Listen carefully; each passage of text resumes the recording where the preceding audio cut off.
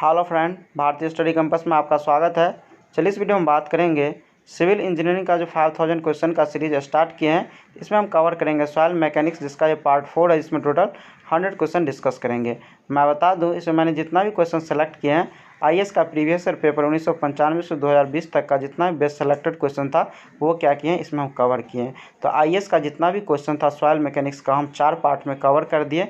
इसके बाद जो बच गया है एसएससी जेईई का, उसको हम क्या करेंगे, जल्द ही 1-2 पार्ट में जो होगा उसको हम कवर करेंगे, ठीक है।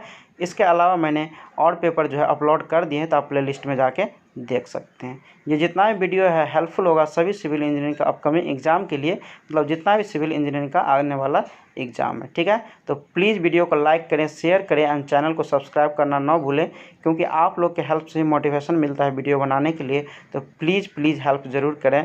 और जिनको वीडियो का स्पीड लगे ज़्यादा या स्लो है तो आप अपने अनुसार मैनेज करके देख सकते हैं। तो चलिए स्टार्ट करते हैं।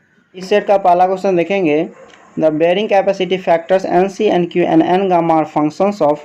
देखिए हम बात कर रहे हैं बेयरिंग कैपेसिटी फैक्टर जो है मेरा एन सी, एन क्यू और एन गामा, तो बोल रहा है ये किस चीज़ का फंक्शन है। तो यहाँ पर हम देखेंगे सबका फार्मूला। पहले ये जो मेरा होता है एन सी इक्वल टू ये होता है क्या, एन क्यू -1 cot 5, ठीक है।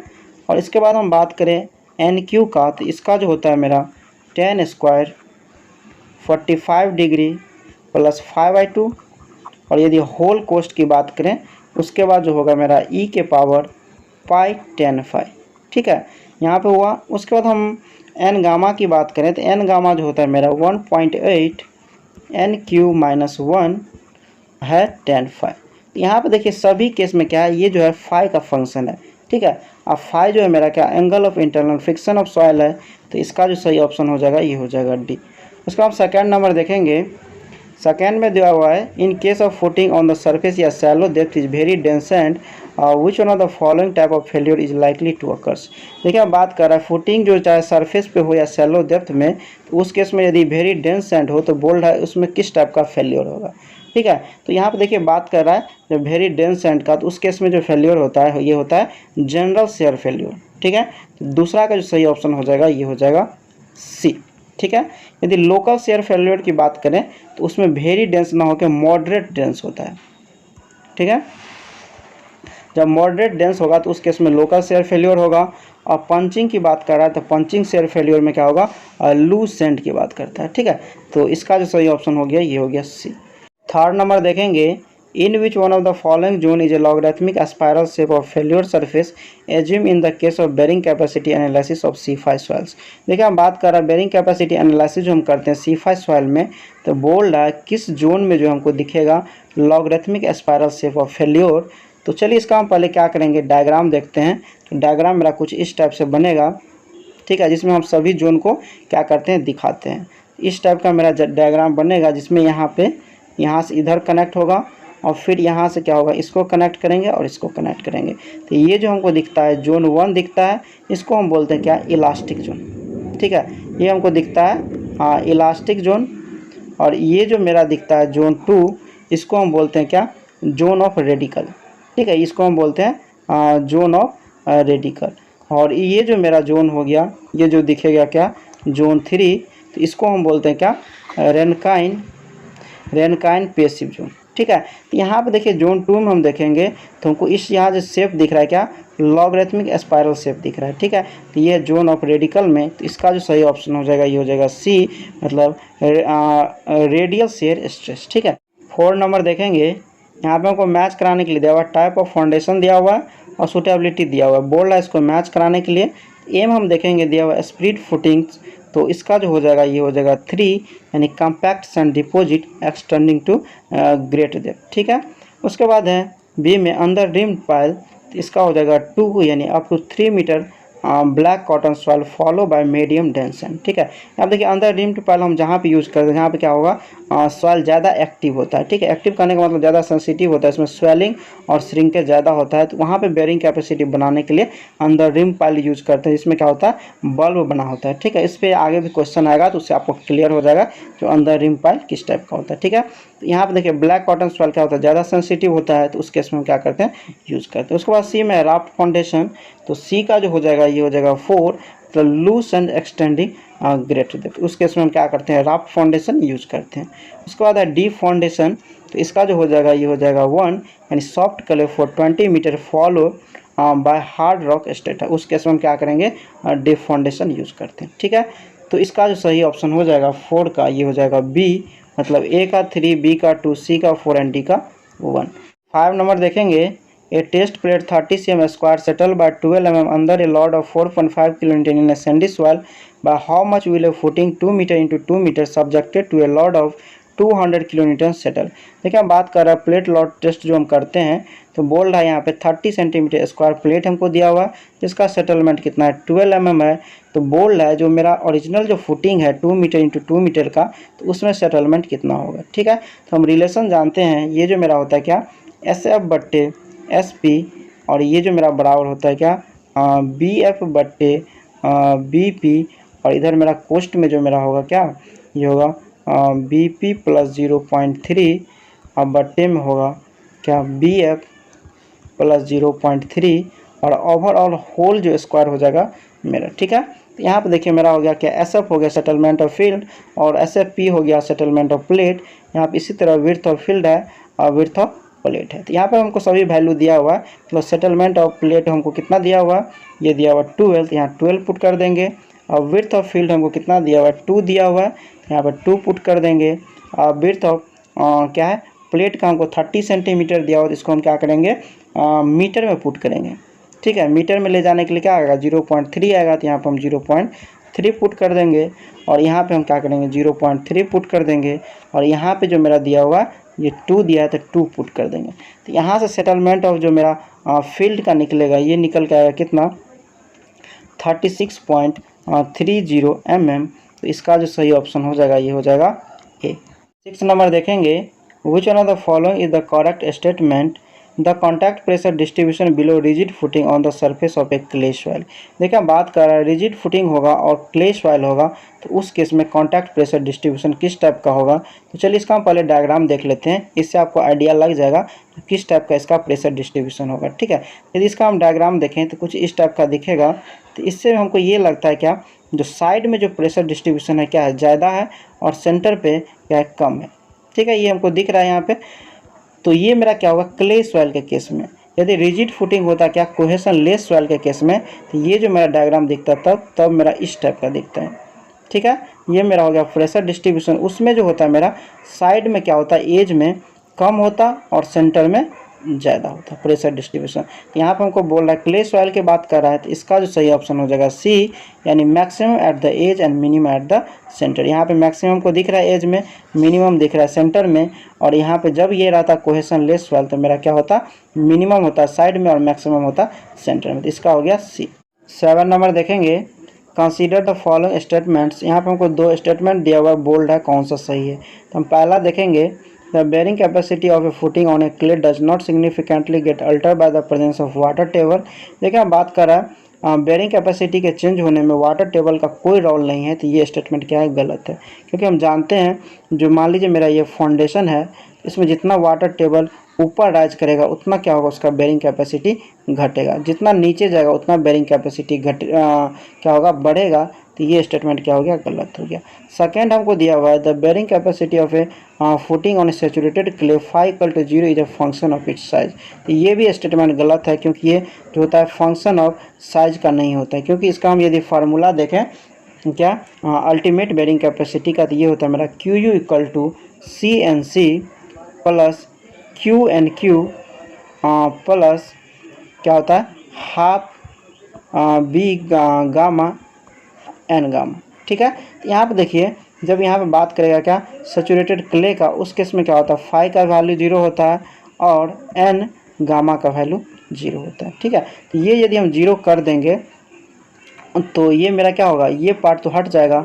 और यहाँ पे रिलेशनशिप यदि अल्टीमेट का देखें तो यही हमको साइज दिखा रहा है विड्थ का, तो ये रिलेशन तो यहाँ से हट जाएगा। यानी साइज ऑफ फुटिंग पे भी इस पे भी डिपेंड नहीं करता है। तो ये भी स्टेटमेंट क्या हो गया, गलत हो गया। तो 7 का जो सही ऑप्शन हो जाएगा ये हो जाएगा डी, मतलब नाइदर 1 और नॉट 2, मतलब कोई भी स्टेटमेंट क्या है, सही नहीं है।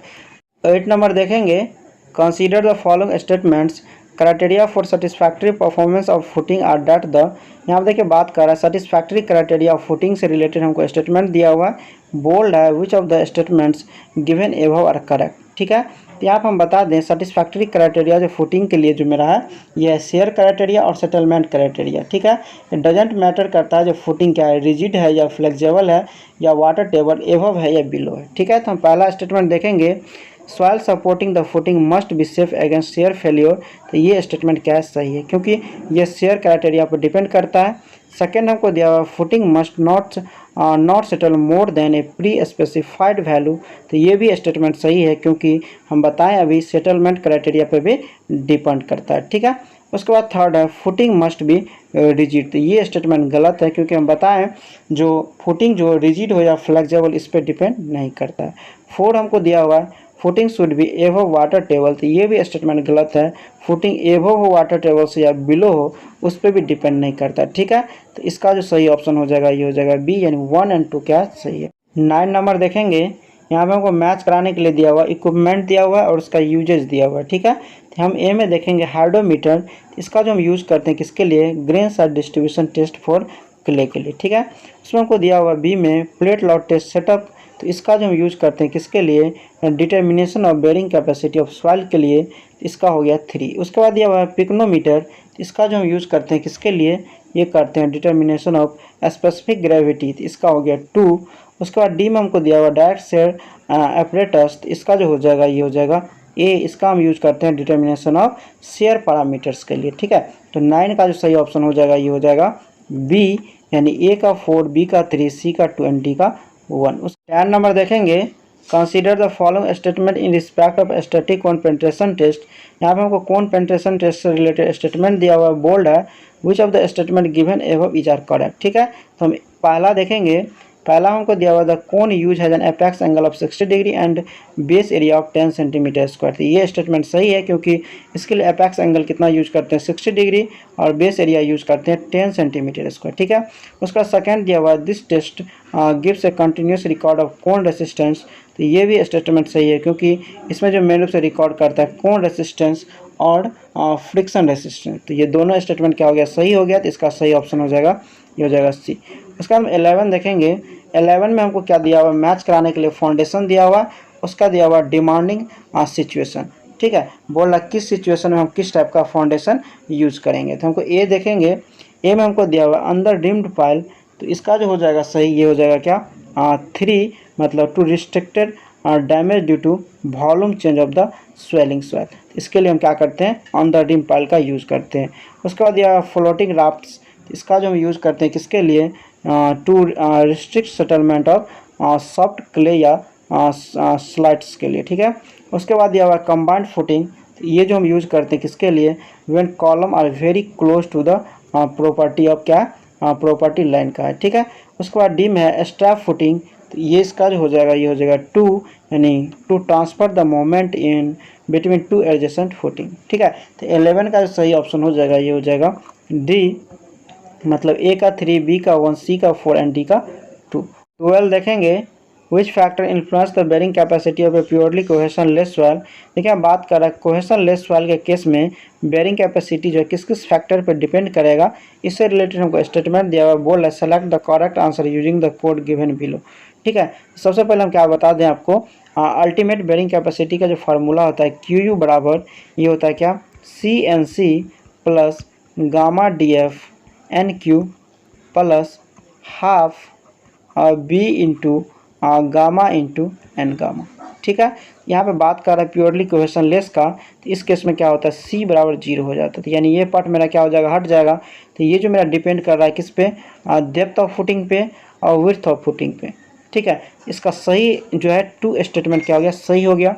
उसके अलावा दिया हुआ हमको एन गामा, तो एन गामा हम जानते हैं किस पे डिपेंड करता है, एंगल ऑफ फ्रिक्शन पे, मतलब एंगल ऑफ फ्रिक्शन पे जानते हैं क्योंकि हम पहला ही क्वेश्चन देखे थे, इस पे डिपेंड करता है। और एंगल जो फ्रिक्शन एंगल जो मेरा है ये डिपेंड करता है क्या है, रिलेटिव डेंसिटी ऑफ सॉइल पे। ठीक है, तो ये भी स्टेटमेंट क्या हो गया, सही हो गया। और उसके बाद यहाँ पे गामा दिया हुआ है, तो गामा मेरा हो गया क्या, यूनिट वेट ऑफ सॉइल, इस पर भी डिपेंड करता है। तो 12 का जो सही ऑप्शन हो जाएगा ये हो जाएगा डी। 13 देखेंगे, यहाँ पे हमको मैच कराने के लिए दिया हुआ डिफरेंट टेस्ट दिया हुआ है, बोल रहा है किस पर्पज से हम किसको यूज़ करते हैं। तो ए में हमको दिया हुआ प्लेट लॉट टेस्ट, इसका जो हम यूज़ करते हैं to estimate bearing capacity for permissible settlement in clay के लिए, ठीक है। उसके बाद हमको दिया हुआ स्टैंडर्ड पेनिट्रेशन टेस्ट, इसका जो हम यूज़ करते हैं to estimate bearing capacity of granular soil के लिए, ठीक है। उसके बाद हमको दिया हुआ सी में वेन शेयर टेस्ट, इसका हम यूज़ करते हैं to estimate in situ strength of soft clay, यानी shear strength of soft clay के लिए हम क्या करते हैं वेन शेयर टेस्ट का यूज़ करते हैं। उसके बाद दिया हुआ डाल्टेंसी टेस्ट, इसका हम यूज़ करते हैं to identify silt from clay, ठीक है। तो 13 का जो सही ऑप्शन हो जाएगा ये हो जाएगा सी, मतलब ए का 4, बी का 1, सी का 2 एंड डी का 3। उसके बाद हम देखेंगे 14। तो 14 में हमको यहाँ भी दिया हुआ है क्या मैच कराने के लिए टेस्ट दिया हुआ है, इसका यूटिलिटी दिया हुआ है, मतलब किस पर्पज़ से यूज़ करते हैं। तो ए में हमको दिया हुआ फील्ड डेंसिटी टेस्ट, तो इसका जो हो जाएगा ये हो जाएगा क्या 2 कंपैक्शन कैरेक्टरिस्टिक के लिए इसका हम क्या करते हैं फील्ड डेंसिटी टेस्ट करते हैं। उसका बी में हमको दिया हुआ प्लेट लॉट टेस्ट, तो इसका जो हम यूज़ करते हैं किसके लिए करते हैं safe load bearing capacity of soil के लिए, ठीक है। उसके बाद हमको सी में दिया हुआ CBR टेस्ट, तो इसका जो हम यूज़ करते हैं किसके लिए डिजाइन ऑफ पेमेंट के लिए, उसके लिए हम यूज़ करते हैं CBR टेस्ट। इसका फुल फॉर्म देखें तो होता है क्या कैलिफोर्निया बेरिंग रेशियो टेस्ट, ठीक है। तो इसका जो सही ऑप्शन हो जाएगा 14 का ये हो जाएगा डी, मतलब ए का 2, बी का 4, सी का 3। 15 देखेंगे for a propose building raft foundation isolated footing and combined footing are being considered, these foundation are to be listed in the decreasing order of preference in term of performance, which one of the following is correct order of listing। देखिए बात कर रहा है building बनाने के लिए हम क्या करते हैं राफ्ट फाउंडेशन आइसोलेटेड फुटिंग और कंबाइंड फुटिंग को कंसीडर करते हैं, तो बोल्ड है उसको डिक्रीजिंग ऑर्डर में परफॉर्मेंस के आधार पे अरेंज करने के लिए, ठीक है। तो सबसे बेटर जो परफॉर्मेंस होगा राफ्ट फाउंडेशन का और सबसे कम होगा आइसोलेटेड फुटिंग का, तो इसका जो सही ऑप्शन हो जाएगा ये हो जाएगा ए, तो राफ्ट फाउंडेशन उससे कम होगा कंबाइंड फुटिंग का और उससे कम होगा आइसोलेटेड फुटिंग का। 16 देखेंगे if an SPT test gave the average blow count of 32 in fine sand below water table, then what is the corrected value of blow count. देखिए बात कर रहा है स्टैंडर्ड पेनिट्रेशन टेस्ट जो हम करते हैं तो उसमें हमको n का वैल्यू कितना दिया हुआ है 32 दिया हुआ है। बोल्ड है क्या जब फाइन सैंड में वाटर टेबल बिलो हो तो उस केस में हमको क्या करने के लिए करेक्टेड वैल्यू ऑफ n निकालने के लिए। तो देखिए यहाँ हम बता दें n का वैल्यू के लिए हम क्या करते हैं दो टाइप का टेस्ट करते हैं, पहला करते हैं ओवर बर्डन करेक्शन, दूसरा करते हैं डायलेटेंसी करेक्शन, ठीक है। तो जब वाटर टेबल बिलो की बात करेगा तो उस केस में हम क्या करते हैं ओनली डायलेटेंसी करेक्शन करते हैं। तो इसका जो फार्मूला होगा ये होगा n डैश इक्वल टू क्या होगा 15 प्लस 1/2 और n माइनस क्या होगा 50, ठीक है। ये जो यदि n का वैल्यू 15 से ज़्यादा होगा तब हम ये फार्मूला क्या करते हैं ये यूज़ करते हैं। तो यहाँ पे n का वैल्यू 15 है तो यहाँ पर हम क्या करेंगे 15 पुट कर देंगे। इसको यदि हम निकालते हैं तो ये मेरा निकल के कितना आता है 23.5, तो ये मेरा क्या होगा करेक्टेड वैल्यू होगा, ठीक है। तो 16 का जो सही ऑप्शन हो जाएगा ये हो जाएगा बी। 17 देखेंगे on which of the following soil is the standard penetration test useful. देखिए हम बात कर रहा है स्टैंडर्ड पेनिट्रेशन टेस्ट जो है किस सॉइल के लिए यूजफुल है, तो ये जो है मेन रूप से किसके लिए कोहेशन लेस सॉइल के लिए। तो इसका जो सही ऑप्शन हो जाएगा ये हो जाएगा ए, यानी ओनली वन क्या है सही है। 18 देखेंगे कंसीडर द फॉलोइंग स्टेटमेंट, यहाँ पर हमको 3 स्टेटमेंट दिया हुआ बोल्ड है which of the above statement is are correct, ठीक है। तो हम पहला देखेंगे, पहला हमको दिया हुआ standard penetration test is conducted by pushing a cone into soil at the rate of 2 cm per second. तो ये स्टेटमेंट गलत है क्योंकि हम स्टैंडर्ड पेनिट्रेशन टेस्ट जो करते हैं तो इसके लिए करते हैं ड्राइविंग स्प्लिट स्पून सैम्पलर का यूज़ करते हैं, न कि पुशिंग ए कोन का, ठीक है। तो ये स्टेटमेंट क्या हो गया गलत हो गया। सेकेंड हमको दिया हुआ standard penetration test result are unreliable in deposit containing large number of boulder. तो ये स्टेटमेंट सही है क्योंकि देखिए स्टैंडर्ड पेनिट्रेशन टेस्ट जो हम करते हैं मेन रूप से किसके लिए कोहेशन लेस सॉइल के लिए, तो उसकी जगह यदि बोल्डर्स आ जाए या क्ले आ जाए तो इसके लिए क्या होगा अनरिलायबल होता है, मतलब बेस्ट नहीं होता है स्टैंडर्ड पेनिट्रेशन टेस्ट, ठीक है। उसके बाद थर्ड में हम देखेंगे Dutch cone is a static penetrometer. तो ये भी स्टेटमेंट सही है क्योंकि इसके लिए हम क्या करते हैं डच कोन का यूज करते हैं, ठीक है। तो 18 का सही ऑप्शन हो गया सी, यानी 2 और 3 सही है। 19 देखेंगे the standard penetration resistance value obtain in a deep deposit of sand at a depth of 6 metre was 28, the unit weight of sand is 18 kilo newton per metre की। What is the corrected value of number of blows for overburden pressure. देखिए हम बात कर रहे हैं standard penetration test जो करते हैं, तो यहाँ पे बोल रहा है एन का वैल्यू हमको 28 दिया हुआ है और डेप्थ हमको 6 मीटर दिया हुआ है और यूनिट वेट यानी गामा का वैल्यू हमको 18 दिया हुआ है। बोल्ड है क्या, एन का वैल्यू करेक्ट करने के लिए फॉर आवर बर्डन प्रेशर के लिए। ठीक है, तो इसका हम फार्मूला जानते हैं। ये एन डैश बराबर मेरा क्या होता है, ये होता है एन इंटू 350 बट्टे सिग्मा प्लस 70। ठीक है, तो यहाँ पे देखिए हमको सबसे पहले क्या करना पड़ेगा, सिग्मा का वैल्यू निकालना पड़ेगा और ये जो मेरा वैल्यू होता है ये होता है क्या, गामा इंटू जेड मतलब डेप्थ। और इसका हम पुट करेंगे, गामा का वैल्यू हमको 18 दिया हुआ है और जेड का वैल्यू क्या दिया हुआ है, 6 दिया हुआ है। तो यहाँ पर हम क्या करेंगे, 6 से मल्टीप्लाई कर देंगे तो ये निकल के आएगा कितना, 108 kilo newton per metre square. ठीक है, और ये जो मेरा है क्या, इससे ग्रेटर नहीं होना चाहिए, किससे, 280 से। ठीक है, ये मेरा क्या होता है सिग्मा का वैल्यू। तो ये करेक्ट है क्योंकि 280 से ज़्यादा नहीं है। तो यहाँ पर हम क्या करेंगे, इसका वैल्यू पुट कर देंगे 108 और एन का वैल्यू हमको कितना दिया हुआ है 28। तो यहाँ पर हम क्या किए, 28 पुट कर दिए। ठीक है, इसको यदि हम कैलकुलेट करके निकालेंगे एन डैश का वैल्यू, ये जो मेरा एन डैश का वैल्यू कितना आएगा, ये आएगा 55.056। इसको हम क्या लिख सकते हैं, 55 के बराबर लिख सकते हैं। तो इसका जो सही ऑप्शन हो जाएगा ये हो जाएगा डी। 20 देखेंगे, the net ultimate bearing capacity of a purely cohesive soil. देखिए बात कर रहा है net ultimate bearing capacity purely cohesive soil के लिए किस पे डिपेंड करता है, किस पे नहीं करता है। तो इसका हम फार्मूला देखेंगे, ये जो मेरा होता है QNU इक्वल टू CNC।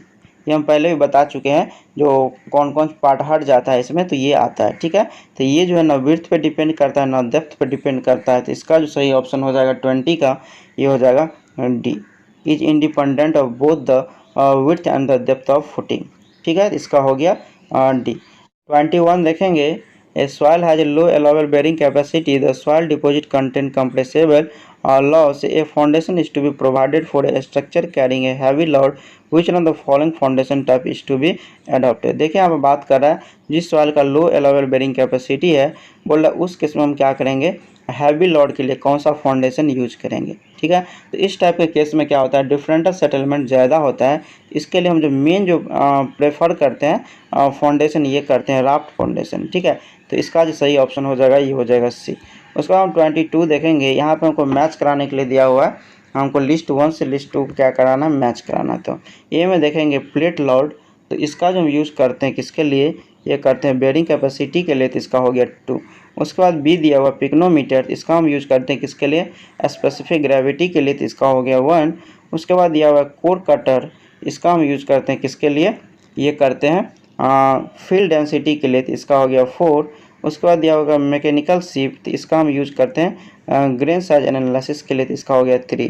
तो 22 का जो सही ऑप्शन हो जाएगा ये हो जाएगा बी, मतलब ए का 2, बी का 1, सी का 4 एंड डी का 3। 23 देखेंगे, the observe N value from a standard penetration test conducted in saturated sandy state is 30, the N value corrected for dilatancy may be taken as. देखिए अब हमको बोल रहा है जो एन का वैल्यू हमको 30 दिया हुआ, बोल रहा डायलेटेंसी करेक्शन करने के लिए। इसका हम फार्मूला जानते हैं क्या होता है, N dash equal to 15 plus 1/2 N minus 50। ठीक है, ये मेरा फार्मूला होता है। यहाँ पे हमको एन का वैल्यू कितना दिया हुआ है, 30 दिया हुआ, तो ये यहाँ पुट कर देंगे और इसको सॉल्व करेंगे तो ये आएगा 22.5। तो इसका जो सही ऑप्शन हो जाएगा ये हो जाएगा क्या, सी, यानी अप्रॉक्स वैल्यू हमको कितना दिया हुआ है 23। 24 देखेंगे, 2 footing, one circular and the other square founded on the surface of a purely cohesionless soil. The diameter of the circular footing is the same as that of the side of the square footing. The ratio between their ultimate bearing capacity will be। देखिए हमको दो type का यहाँ पे footing दिया हुआ है, एक सर्कुलर दिया हुआ, एक अदर क्या है, स्क्वायर दिया हुआ है।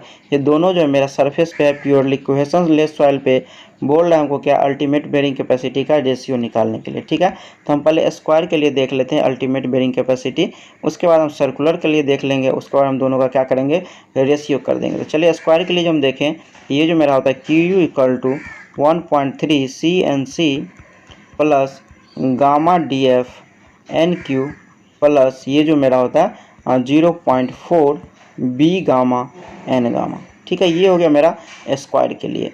और हम यदि देखेंगे सर्कुलर के लिए, तो सर्कुलर के लिए जो मेरा होता है QU इक्वल टू ये होता है 1.3 CNC plus gamma DF N Q plus जो यहाँ पे होगा 0.3 बी गामा एन गामा। ये मेरा हो गया दोनों केस का फार्मूला। यहाँ पे देखिए उनको बोल रहा है फुटिंग जो है मेरा क्या सरफेस पे और प्योरली कोहेशनलेस सॉइल पे। तो सरफेस पे मतलब हुआ डेप्थ ऑफ फुटिंग क्या हो गया 0 हो गया, तो दोनों केस में इसको 0 कर देंगे।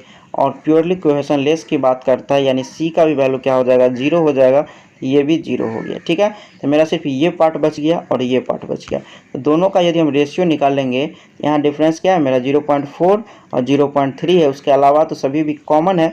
ठीक है, सभी क्या है कॉमन है, तो ये पार्ट हट जाएगा। तो यदि मेरा निकल के कितना आ जाएगा, ये आ जाएगा क्या क्यू यू स्क्वायर के लिए बटे क्यू यू सर्कुलर के लिए आ जाएगा 0.4 बटे 0.3। तो ये जो इसको हम निकालेंगे तो ये कितना निकल के आ जाएगा, ये निकल के आ जाएगा 0.75। तो इसका जो सही ऑप्शन हो जाएगा ये हो जाएगा डी। इसके बाद हम 25 देखेंगे। 25 में हमको दिया if water table is encountered in the standard pit while conducting plate load test. देखिए यहाँ बात कर रहा है जब वाटर टेबल आ जाए किस में स्टैंडर्ड पिट पे जब हम कंडक्ट करें प्लेट लॉट टेस्ट, तो इसका जो सही ऑप्शन हो जाएगा ये हो जाएगा सी, यानी test should be conducted with complete dewatering continuously throughout the test duration. ठीक है, इसका हो गया सी। 26 देखेंगे। Consider the following statements. यहाँ पर हमको 3 स्टेटमेंट दिया हुआ है, बोल्ड है which of the following statements are correct. तो हम पहला देखेंगे standard penetration test is commonly use for cohesionless soil. तो ये स्टेटमेंट क्या है सही है, क्योंकि स्टैंडर्ड पेनिट्रेशन टेस्ट का हम यूज करते हैं किसके लिए, कोहेशनलेस सॉइल के लिए। दूसरा हम देखेंगे standard penetration test result in respect of a cohesionless soil are correlated to its density index and frictional angle. तो ये भी स्टेटमेंट सही है, क्योंकि ये जो रिलेटेड है किससे, डेंसिटी इंडेक्स और फ्रिक्शनल एंगल से। थर्ड देखेंगे use of N value not corrected for overburden pressure lead to highly conservative design of footing at shallow depth. तो ये भी स्टेटमेंट क्या है सही है। तो इसका जो सही ऑप्शन हो जाएगा ये हो जाएगा ए, यानी 1, 2 एंड 3 तीनों क्या है सही है। 27 देखेंगे the mean unconfined compressive strength of a purely cohesive soil was founded to be 50 kilonewton per metre square. The ultimate bearing capacity of a square footing calculated by Tarjagi concept bearing capacity factor NC equal to 5.7 will be। देखिए हमको बात कर रहा है क्या, ultimate bearing capacity हमको square footing के लिए निकालने के लिए, जहाँ पे हमको NC इक्वल टू दिया हुआ है 5.7 और हमको यहाँ पे देखिए अनकन्फाइंड कंप्रेसिव स्ट्रेंथ यानी QU इक्वल टू हमको कितना दिया हुआ है, QU इक्वल टू दिया हुआ है 50। तो यहाँ पे यदि हम C का वैल्यू निकाल लेंगे तो कितना आ जाएगा 50/2 हम जानते हैं ये हो जाएगा 25। ठीक है, तो चलिए हम यहाँ पे बेरिंग कैपेसिटी का फार्मूला यूज करेंगे। देखिए ये जो मेरा अल्टीमेट बेरिंग कैपेसिटी का फार्मूला होता है ये होता है QU equal to 1.3 CNC plus gamma DF NQ plus ये जो मेरा होता है 1/2 क्या gamma into B into N gamma. ठीक है, ये मेरा फार्मूला होता है। जब यहाँ पे बात कर रहा है कोहेसिव सॉइल के लिए, तो इसके केस में क्या होता है NQ बराबर मेरा हो जाता है 1 और एन गामा इक्वल टू हो जाता है क्या 0।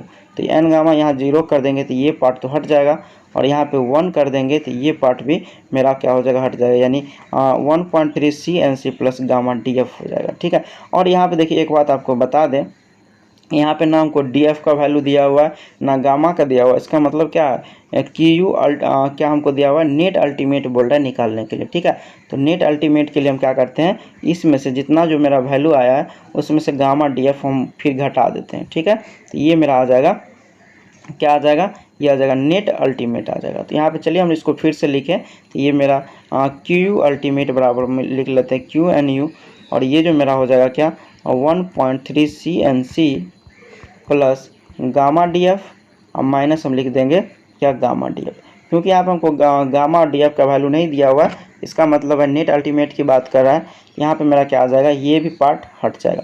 तो निकल के आ गया मेरा कितना, इतना 1.3 CNC।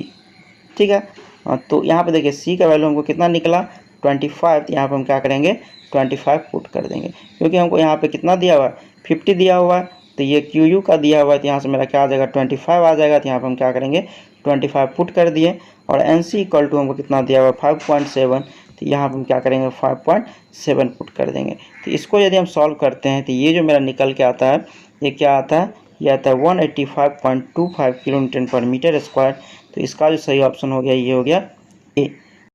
28 देखेंगे the gross bearing capacity of a footing is 450 kilonewton per metre square if the footing is 1.5 metre wide and is at a depth of 1 metre in a clay soil which has a unit weight of 20 kilonewton per metre cube then the net bearing capacity is.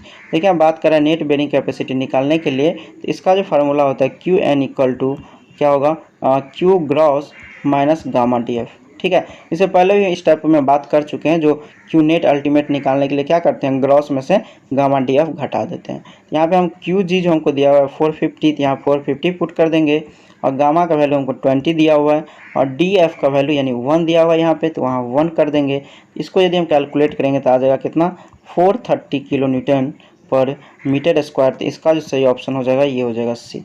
उसको हम बात करेंगे 29, तो 29 में हमको दिया हुआ है which of the following factors affect the bearing capacity of cohesive soil. बोल रहा है बेरिंग कैपेसिटी जो है कोहेसिव सॉइल के केस में कौन कौन फैक्टर जो है इसको अफेक्ट करेगा। तो देखिए हम सबसे पहले इसका हम क्या करते हैं, आपको फार्मूला दिखा देते हैं क्यू अल्टीमेट का। ये जो मेरा आ जाएगा कितना, C N C plus gamma D F. ठीक है, हम पहले भी आपको बता चुके हैं, जब कोहेसिव सॉइल की बात करें उसमें एन गामा का वैल्यू जो होता है 0 हो जाता है, तो एक पार्ट हट जाता है, और एन क्यू का वैल्यू हो जाता है 1, तो वहाँ से क्या होता है, सिर्फ ये हमको बच जाता है। ठीक है, यहाँ पे देखिए हम देखें तो डी एफ पे डिपेंड करता है, डेप्थ ऑफ फुटिंग पे, इसका ये क्या हो जाएगा, सही हो जाएगा। ठीक है, विड्थ ऑफ फुटिंग पे डिपेंड नहीं करता है क्योंकि वो लास्ट पार्ट में कंसीडर होता है, तो ये स्टेटमेंट क्या हो जाएगा, गलत हो जाएगा। उसके बाद बच गया मेरा एंगल ऑफ शेयरिंग रेसिस्टेंस और डेंसिटी ऑफ द सॉइल। तो देखिए एन सी का यदि हम फार्मूला देखें तो ये जो मेरा होता है क्या, एन क्यू माइनस 1, और ये जो होता है cot 5। ठीक है, cot 5 मेरा हो गया क्या, एंगल ऑफ शेयरिंग रेसिस्टेंस, तो क्या हो गया, इस पे भी डिपेंड कर रहा है, तो ये भी स्टेटमेंट क्या हो गया, सही हो गया। और शेयरिंग रेसिस्टेंस एंगल जो है ये डिपेंड करता है डेंसिटी ऑफ सॉइल पे, तो ये भी क्या हो गया, सही हो गया। यानी स्टेटमेंट 1, 2 और 3 सही हो गया, 4 क्या है, गलत हो गया। तो इसका जो सही ऑप्शन हो जाएगा ये हो जाएगा ए। उसके बाद 30 नंबर देखेंगे। 30 में हमको दिया हुआ है consider the following statement for a rigid footing place at A ground surface on sand the contact pressure.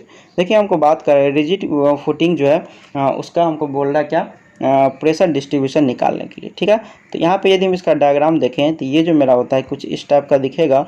ठीक है, ये मेरा हो गया किसके लिए, किसके लिए, रिजिड फुटिंग का हो गया मेरा, किस पे, ये हो गया कोहेशन लेस का बात कर रहा है यहाँ पे, हमको यहाँ पे सैंड का बात कर रहा है कोहेशन लेस का, तो इसके लिए इसका यदि हम प्रेशर डिस्ट्रीब्यूशन देखेंगे तो कुछ इस टाइप का हमको दिखेगा। इसका एज पे क्या है, कम है, और मैक्सिमम कितना हमको सेंटर पे है।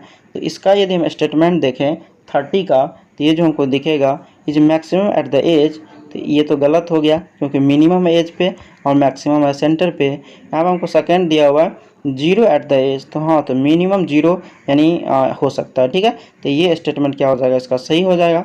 इसके बाद है डिस्ट्रीब्यूशन इज पैराबोलिक, तो ये क्या है, पैराबोलिक डिस्ट्रीब्यूशन है, डायग्राम हमको दिख रहा है, तो ये भी स्टेटमेंट क्या हो जाएगा, सही हो जाएगा। 4 में हमको दिया हुआ है is uniform through out the base of the footing, तो यूनिफॉर्म तो है नहीं, तो ये भी स्टेटमेंट गलत हो गया। इसका जो सही ऑप्शन हो गया ये हो गया 2 एंड इसका सही ऑप्शन हो गया सी, यानी 2 एंड 3 क्या सही है। 31 देखेंगे, consider the following statement as suggestive of the bearing capacity of soil. यहाँ पे हमको बेरिंग कैपेसिटी ऑफ सॉइल से रिलेटेड स्टेटमेंट दिया हुआ, बोल रहा है which of the above statement is are correct. देखिए यहाँ पे हम बता दें बेरिंग कैपेसिटी को जो मेन रूप से डिफाइन किया जाता है शेयर फेल्योर के लिए। ठीक है, और यहाँ पे यदि सेफ बेरिंग कैपेसिटी का बात करें तो वो डिफाइन किया जाता है क्या, सेटलमेंट के रिस्पेक्ट में। ठीक है, तो यहाँ पे जो स्टेटमेंट जो सही हो जाएगा ओनली 2 क्या सही है, क्योंकि यहाँ पे दिया हुआ the maximum net pressure with the soil can carrying without share failure.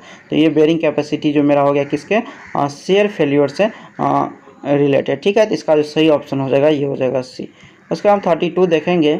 32 में हमको दिया हुआ consider the following statement regarding negative skin friction in piles.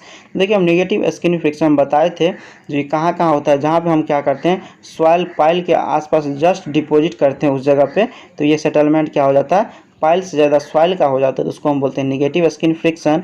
और यह वाटर टेबल क्या हो जाएगा, ड्रॉ डाउन हो जाएगा, नीचे हो जाएगा। तो इसका जो सही ऑप्शन हो जाएगा 32 का ये हो जाएगा डी, क्योंकि 1 एंड 3 क्या है सही है। 1 में हमको दिया हुआ it is develop when the pile driving through a recently deposit clay layer. अभी हम जस्ट बात किए जो ये जो होगा सॉइल लेयर उससे ज़्यादा पहले धंस जाएगा, तो उसमें क्या हो जाएगा निगेटिव स्किन फ्रिक्शन आएगा। सेकेंड हमको दिया हुआ it is develop when the pile is driven through a layer of dense and तो ये गलत हो गया। हम बताएं जहाँ पे जस्ट सॉइल फिल किया जाता है उसमें होता है, ना कि डेंस सैंड में होता है, तो ये स्टेटमेंट गलत हो गया। उसके बाद थर्ड दिया हुआ it is develop due to sudden draw down of the water table. तो जहाँ पे वाटर टेबल जहाँ फास्ट ड्रॉ डाउन होता है तो उस केस में क्या होता है, नेगेटिव स्किन फ्रिक्शन आता है। तो इसका जो सही ऑप्शन हो गया डी, यानी 1 और 3 सही है। उसके बाद 33 देखेंगे, efficiency of pile group is defined as. देखिए हम बात कर रहे हैं एफिशिएंसी ऑफ पाइल ग्रुप का डिफाइन करने के लिए, ये हम जानते हैं एफिशिएंसी ऑफ ग्रुप का ये जो मेरा होता है क्या, क्यू जो है मतलब अल्टीमेट जो है ग्रुप का अल्टीमेट बेरिंग कैपेसिटी बट्टे होता है एन, मतलब जितना पाइल नंबर ऑफ पाइल है इंटू इसका सिंगल का अल्टीमेट बेरिंग कैपेसिटी, ये मेरा रेशियो होता है। ठीक है, तो इसको यहाँ पे लिखने का तरीका चेंज कर दिया, जो हमको ऑप्शन दिया हुआ है तो इसमें हमको लिखने का क्या किया है, इसको एक साथ ले लिया है। ठीक है, और बट्टे क्या किया है, क्यू कर दिया है, यानी इसका मतलब ये हो गया जो average load carrying by pile in the group but a load carrying by single pile. ठीक है, यहाँ पे हो गया क्यू जी यू बट्टे एन, तो यह मतलब हमको एवरेज लोड हो गया यहाँ पे, और बट्टे हो गया load carrying by single pile. तो इसका जो सही ऑप्शन हो जाएगा ये हो जाएगा डी। 34 देखेंगे, a 30 centimetre diameter friction pile is embedded 10 मीटर into a homogeneous consolidated deposit. Unit adhesion developed between clay and pile shaft is 4 ton per meter square and adhesion factor is 0.7. The safe load for factor of safety 2.5 will be। देखिए हम बात करें हमको safe load निकालने के लिए, किसके case में, फ्रिक्शन पाइल के केस में। ठीक है, तो इसके लिए हम फार्मूला यूज करेंगे, ये क्या करेंगे, Q U equal to alpha C A S. यहाँ पे हमको अल्फ़ा का वैल्यू कितना दिया हुआ है, ये हमको दिया हुआ 0.7, यहाँ पर हम क्या करेंगे 0.7 पुट कर देंगे। और सी का वैल्यू हमको कितना दिया हुआ है क्वेश्चन का, ये हमको दिया हुआ है 4, यहाँ पर हम 4 पुट कर देंगे। और इसके लिए हम एरिया निकालना पड़ेगा, क्योंकि यहाँ पे देखिए ये पाइल का शेप देखें तो कुछ इस टाइप से दिखेगा, और यहाँ पे बोल रहा है सिर्फ फ्रिक्शन के वजह से, न कि इंड बेरिंग के वजह से। ठीक है, यहाँ पे सिर्फ फ्रिक्शन के वजह से बोल रहा है, तो इसके लिए जो मेरा जो एरिया निकलेगा ये क्या निकलेगा, चारों साइड का साइड हो जाएगा, यानी इसका मतलब पाई डी और जितना लेंथ है और ये एल इंक्लूड हो जाएगा। तो इसका यहाँ पे हम क्या इंक्लूड कर देंगे, ये कर देंगे एरिया की जगह पाई डी एल। ठीक है, यहाँ पे हमको देखिए डी का वैल्यू हमको कितना दिया हुआ है 30 सेंटीमीटर, इसको हम क्या लिखेंगे मीटर में, तो ये लिख सकते हैं इसको क्या 0.3। ठीक है, यहाँ पे लिख देंगे 0.3। और एल इक्वल टू हमको कितना दिया हुआ है, यहाँ पे एल इक्वल टू हमको दिया हुआ है 10, यहाँ पर हम क्या करेंगे 10 पुट कर देंगे। तो ये जो हमको यहाँ से क्या निकल जाएगा, यहाँ पे हम क्या करेंगे एल की जगह 10 पुट कर दिए। तो यहाँ पे यदि हम इसको अरेंज करके फिर से लिख देते हैं, क्यू बराबर मेरा आ जाएगा कितना 0.7 इंटू 4 इंटू कितना पाई इंटू 0.3 इंटू 10, ये मेरा आ गया। तो इसको यदि हम कैलकुलेट करते हैं तो ये निकल के मेरा कितना आता है, ये आता है 26.38 टन। अब हमको यहाँ पे सेफ फैक्टर दिया हुआ है, तो यहाँ से हम क्या निकालेंगे, सेफ लोड यदि निकालेंगे ये निकल के आएगा क्यू यू बट्टे आ जाएगा क्या फैक्टर ऑफ सेफ्टी, यानी फैक्टर ऑफ सेफ्टी, और इसका क्यू का वैल्यू हमको दिया हुआ है 26.38 और फैक्टर ऑफ सेफ्टी हमको कितना दिया हुआ है 2.5। इसको यदि हम कैलकुलेट करेंगे तो निकल के आएगा कितना 10.55 टन। तो इसका जो सही ऑप्शन हो जाएगा ये हो जाएगा सी। उसका हम 35 देखेंगे, 35 में हमको दिया हुआ in case of well foundation grip length is defined as the. तो देखिए ग्रिप लेंथ जो मेरा होता है 1/3 ऑफ मैक्सिमम स्कोर डेप्थ के बराबर। ठीक है, तो इसका जो सही ऑप्शन हो जाएगा ये हो जाएगा डी, यानी depth of bottom of the well below the maximum score level. ठीक है, यानी ये जो हो जाता है 1/3 हो जाता है मैक्सिमम स्कोर डेप्थ का। ठीक है, तो इसका जो सही ऑप्शन हो जाएगा ये हो जाएगा डी। 36 देखेंगे, consider the following statement regarding under ream pile. यहाँ पे देखिए अंडर रिम पाइल से रिलेटेड हमको स्टेटमेंट दिया हुआ है, बोल रहा है कौन कौन सही है। तो चलिए सबसे पहले हम अंडर रिम पाइल कैसा होता है उसका हम शेप देखते हैं। ठीक है, इसका यदि डायग्राम देखें तो कुछ इस टाइप का हमको दिखेगा, ये हमको बल्ब बन गया और नीचे मान लीजिए सिंगल बल्ब हो गया या डबल हो सकता है, ये मेरा इसका शेप हो गया। ठीक है, तो ये मेन रूप से हम कहाँ यूज करते हैं, जहाँ पे सेंसिटिव सॉइल ज़्यादा होता है, जिसमें श्रिंकेज और स्वेलिंग का चांसेस ज़्यादा होता है, वहाँ पे हम क्या करते हैं अंडर रिम पाइल यूज करते हैं। तो इसको हम इसका डाया को हम बी से डिनोट करते हैं और इसका डाया को हम क्या करते हैं बी यू से डिनोट करते हैं। ठीक है, तो यहाँ पे यदि हम दोनों का रेशियो देखें बी यू बट्टे बी, तो ये मेरा आता है क्या 2 to 3 टाइम्स आता है, 2 to 3 टाइम्स के बराबर होता है। तो और ये दोनों का बीच का जो स्पेस जो होता है मेरा क्या होता है 1.5 के बराबर होते हैं। ठीक है, चलिए हम स्टेटमेंट देखते हैं। पहला हमको दिया हुआ they are use in expansive soil, तो ये स्टेटमेंट क्या हो जाएगा, सही हो जाएगा, क्योंकि ये मेन रूप से एक्सपेंसिव सॉइल के लिए यूज करते हैं। तो सेकंड देखेंगे they are precast reinforce concrete, तो ये स्टेटमेंट मेरा क्या हो जाएगा, गलत हो जाएगा। ये जो है मैंने precast reinforce concrete pile नहीं है। ठीक है, उसके बाद थर्ड हमको दिया हुआ ratio of bulb to shaft diameter is usually 2 to 3 times, तो ये अभी हम देखें यहाँ पे ये दोनों का रेशियो कितना होता है, 2 to 3 टाइम्स होता है। फोर्थ देखेंगे minimum spacing between the pile should not be less than 1.5 times the bulb diameter, तो ये भी स्टेटमेंट क्या है, सही है। ठीक है, तो इसका जो सही ऑप्शन हो जाएगा 36 का, ये हो जाएगा बी। 1, 3 और 4 क्या करेक्ट है। उसके बाद हम 37 देखेंगे। 37 में हमको यहाँ पे क्या है, मैच कराने के लिए दिया हुआ फील्ड टेस्ट दिया हुआ और बोल रहा है पैरामीटर हम क्या इसे मेजर करते हैं। तो ए में हमको दिया हुआ प्लेट लॉड टेस्ट, तो इसका हो जाएगा 2, यानी load intensity and settlement value हम क्या करते हैं, इससे मेजर करते हैं। बी में हमको दिया हुआ स्टैंडर्ड पेनिट्रेशन टेस्ट, इसे हम क्या करते हैं, एसपीटी क्या करते हैं, मेजर करते हैं, यानी स्टैंडर्ड पेनिट्रेशन टेस्ट वैल्यू। ठीक है, उसके बाद सी में हमको दिया हुआ स्टैटिक डच कोन पेनिट्रेशन टेस्ट, तो इससे जो हम मेजर करते हैं क्या, टोटल एंड फ्रिक्शनल रेसिस्टेंस, इसका हो गया फर्स्ट। उसके बाद डी में हमको दिया हुआ डायनामिक पेनिट्रेशन टेस्ट, तो इससे हम क्या करते हैं, मेजर करते हैं एनसीडी वैल्यू। तो 37 का जो सही ऑप्शन हो जाएगा, ये हो जाएगा सी, मतलब ए का 2, बी का 4, सी का 1 एंड डी का 3। ठीक है, उसके बाद हम देखेंगे 38। तो 38 में हमको दिया हुआ है minimum centre to centre spacing of friction pile of diameter D H per BIS code is. ठीक है, यहाँ पर हम BIS कोड के अनुसार हम बता देते हैं हर एक टाइप के पाइल के लिए कितना स्पेसिंग यूज़ करते हैं, इससे आपको क्या होगा, ऑलरेडी पता चल जाएगा। ठीक है, यहाँ पे देखिए हम मान लेते हैं यहाँ पे ये मेरा क्या है, टाइप ऑफ पाइल है, पाइल हो गया, और इसका हमको क्या दिया हुआ, मिनिमम स्पेसिंग दे दिया। यहाँ पे देखिए हम बात करेंगे फ्रिक्शन पाइल का, तो फ्रिक्शन पाइल का जो मेरा होता है, ये होता है क्या, फ्रिक्शन पाइल लिख देते हैं। फ्रिक्शन पाइल का होता है मेरा 3D के बराबर मिनिमम स्पेसिंग, और यदि हम बात करें पॉइंट बेरिंग पाइल के लिए, यानी पॉइंट बेरिंग पाइल के लिए, तो इसका जो होता है मेरा 2.5D के बराबर। और यदि हम बात करें पाइल इन लूज सैंड या फील्ड डिपॉजिट के लिए, यानी पाइल इन लूज सैंड या फील्ड डिपॉजिट के लिए, तो इसका जो वैल्यू होता है 2D के बराबर। यहाँ पे हमको बोल रहा है कि इसके लिए minimum spacing centre to centre of friction pile के लिए, तो इसका होता है 3D के बराबर। तो इसका जो सही ऑप्शन हो जाएगा 38 का, ये हो जाएगा डी। ठीक है, उसका हम 39 देखेंगे। 39 में हमको दिया हुआ है 4 free standing pile group having arc 10 value of 18.3 the efficiency as per Converse लेवर फार्मूला वुड भी।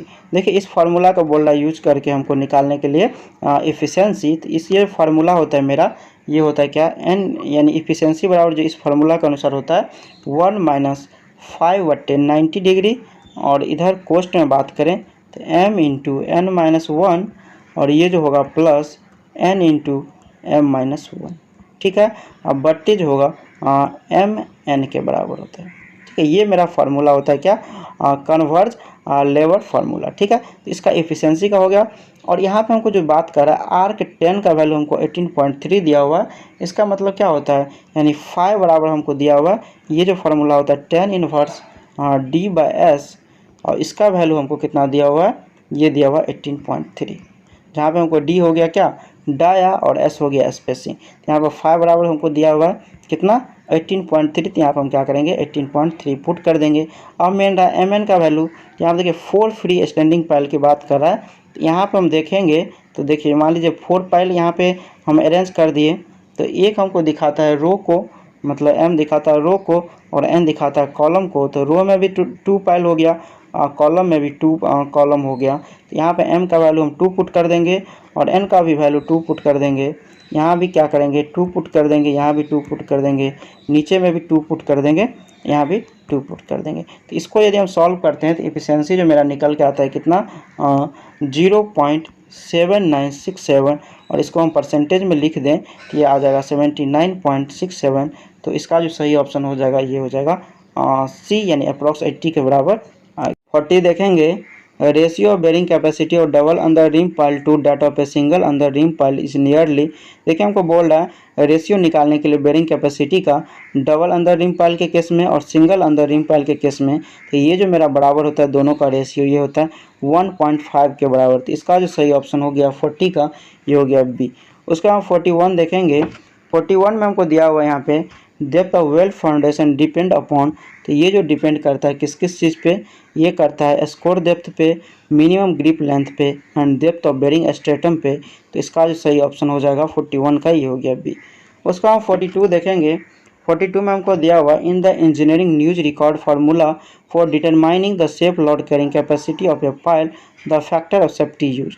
देखिए बोल रहा है इंजीनियरिंग न्यूज रिकॉर्ड फार्मूला जो है, तो बोल रहा है इसके लिए हम जो सेफ लोड कैरिंग कैपेसिटी निकालने के लिए फैक्टर ऑफ सेफ्टी कितना यूज़ करते हैं, तो ये जो हम यूज़ करते हैं कितना 6 यूज़ करते हैं। ठीक है, तो इसका जो सही ऑप्शन हो जाएगा ये हो जाएगा डी। यदि इसका हम फार्मूला आपको बता दें तो ये जो होता है Q U ultimate load carrying capacity का, ये होता है WH/S+C।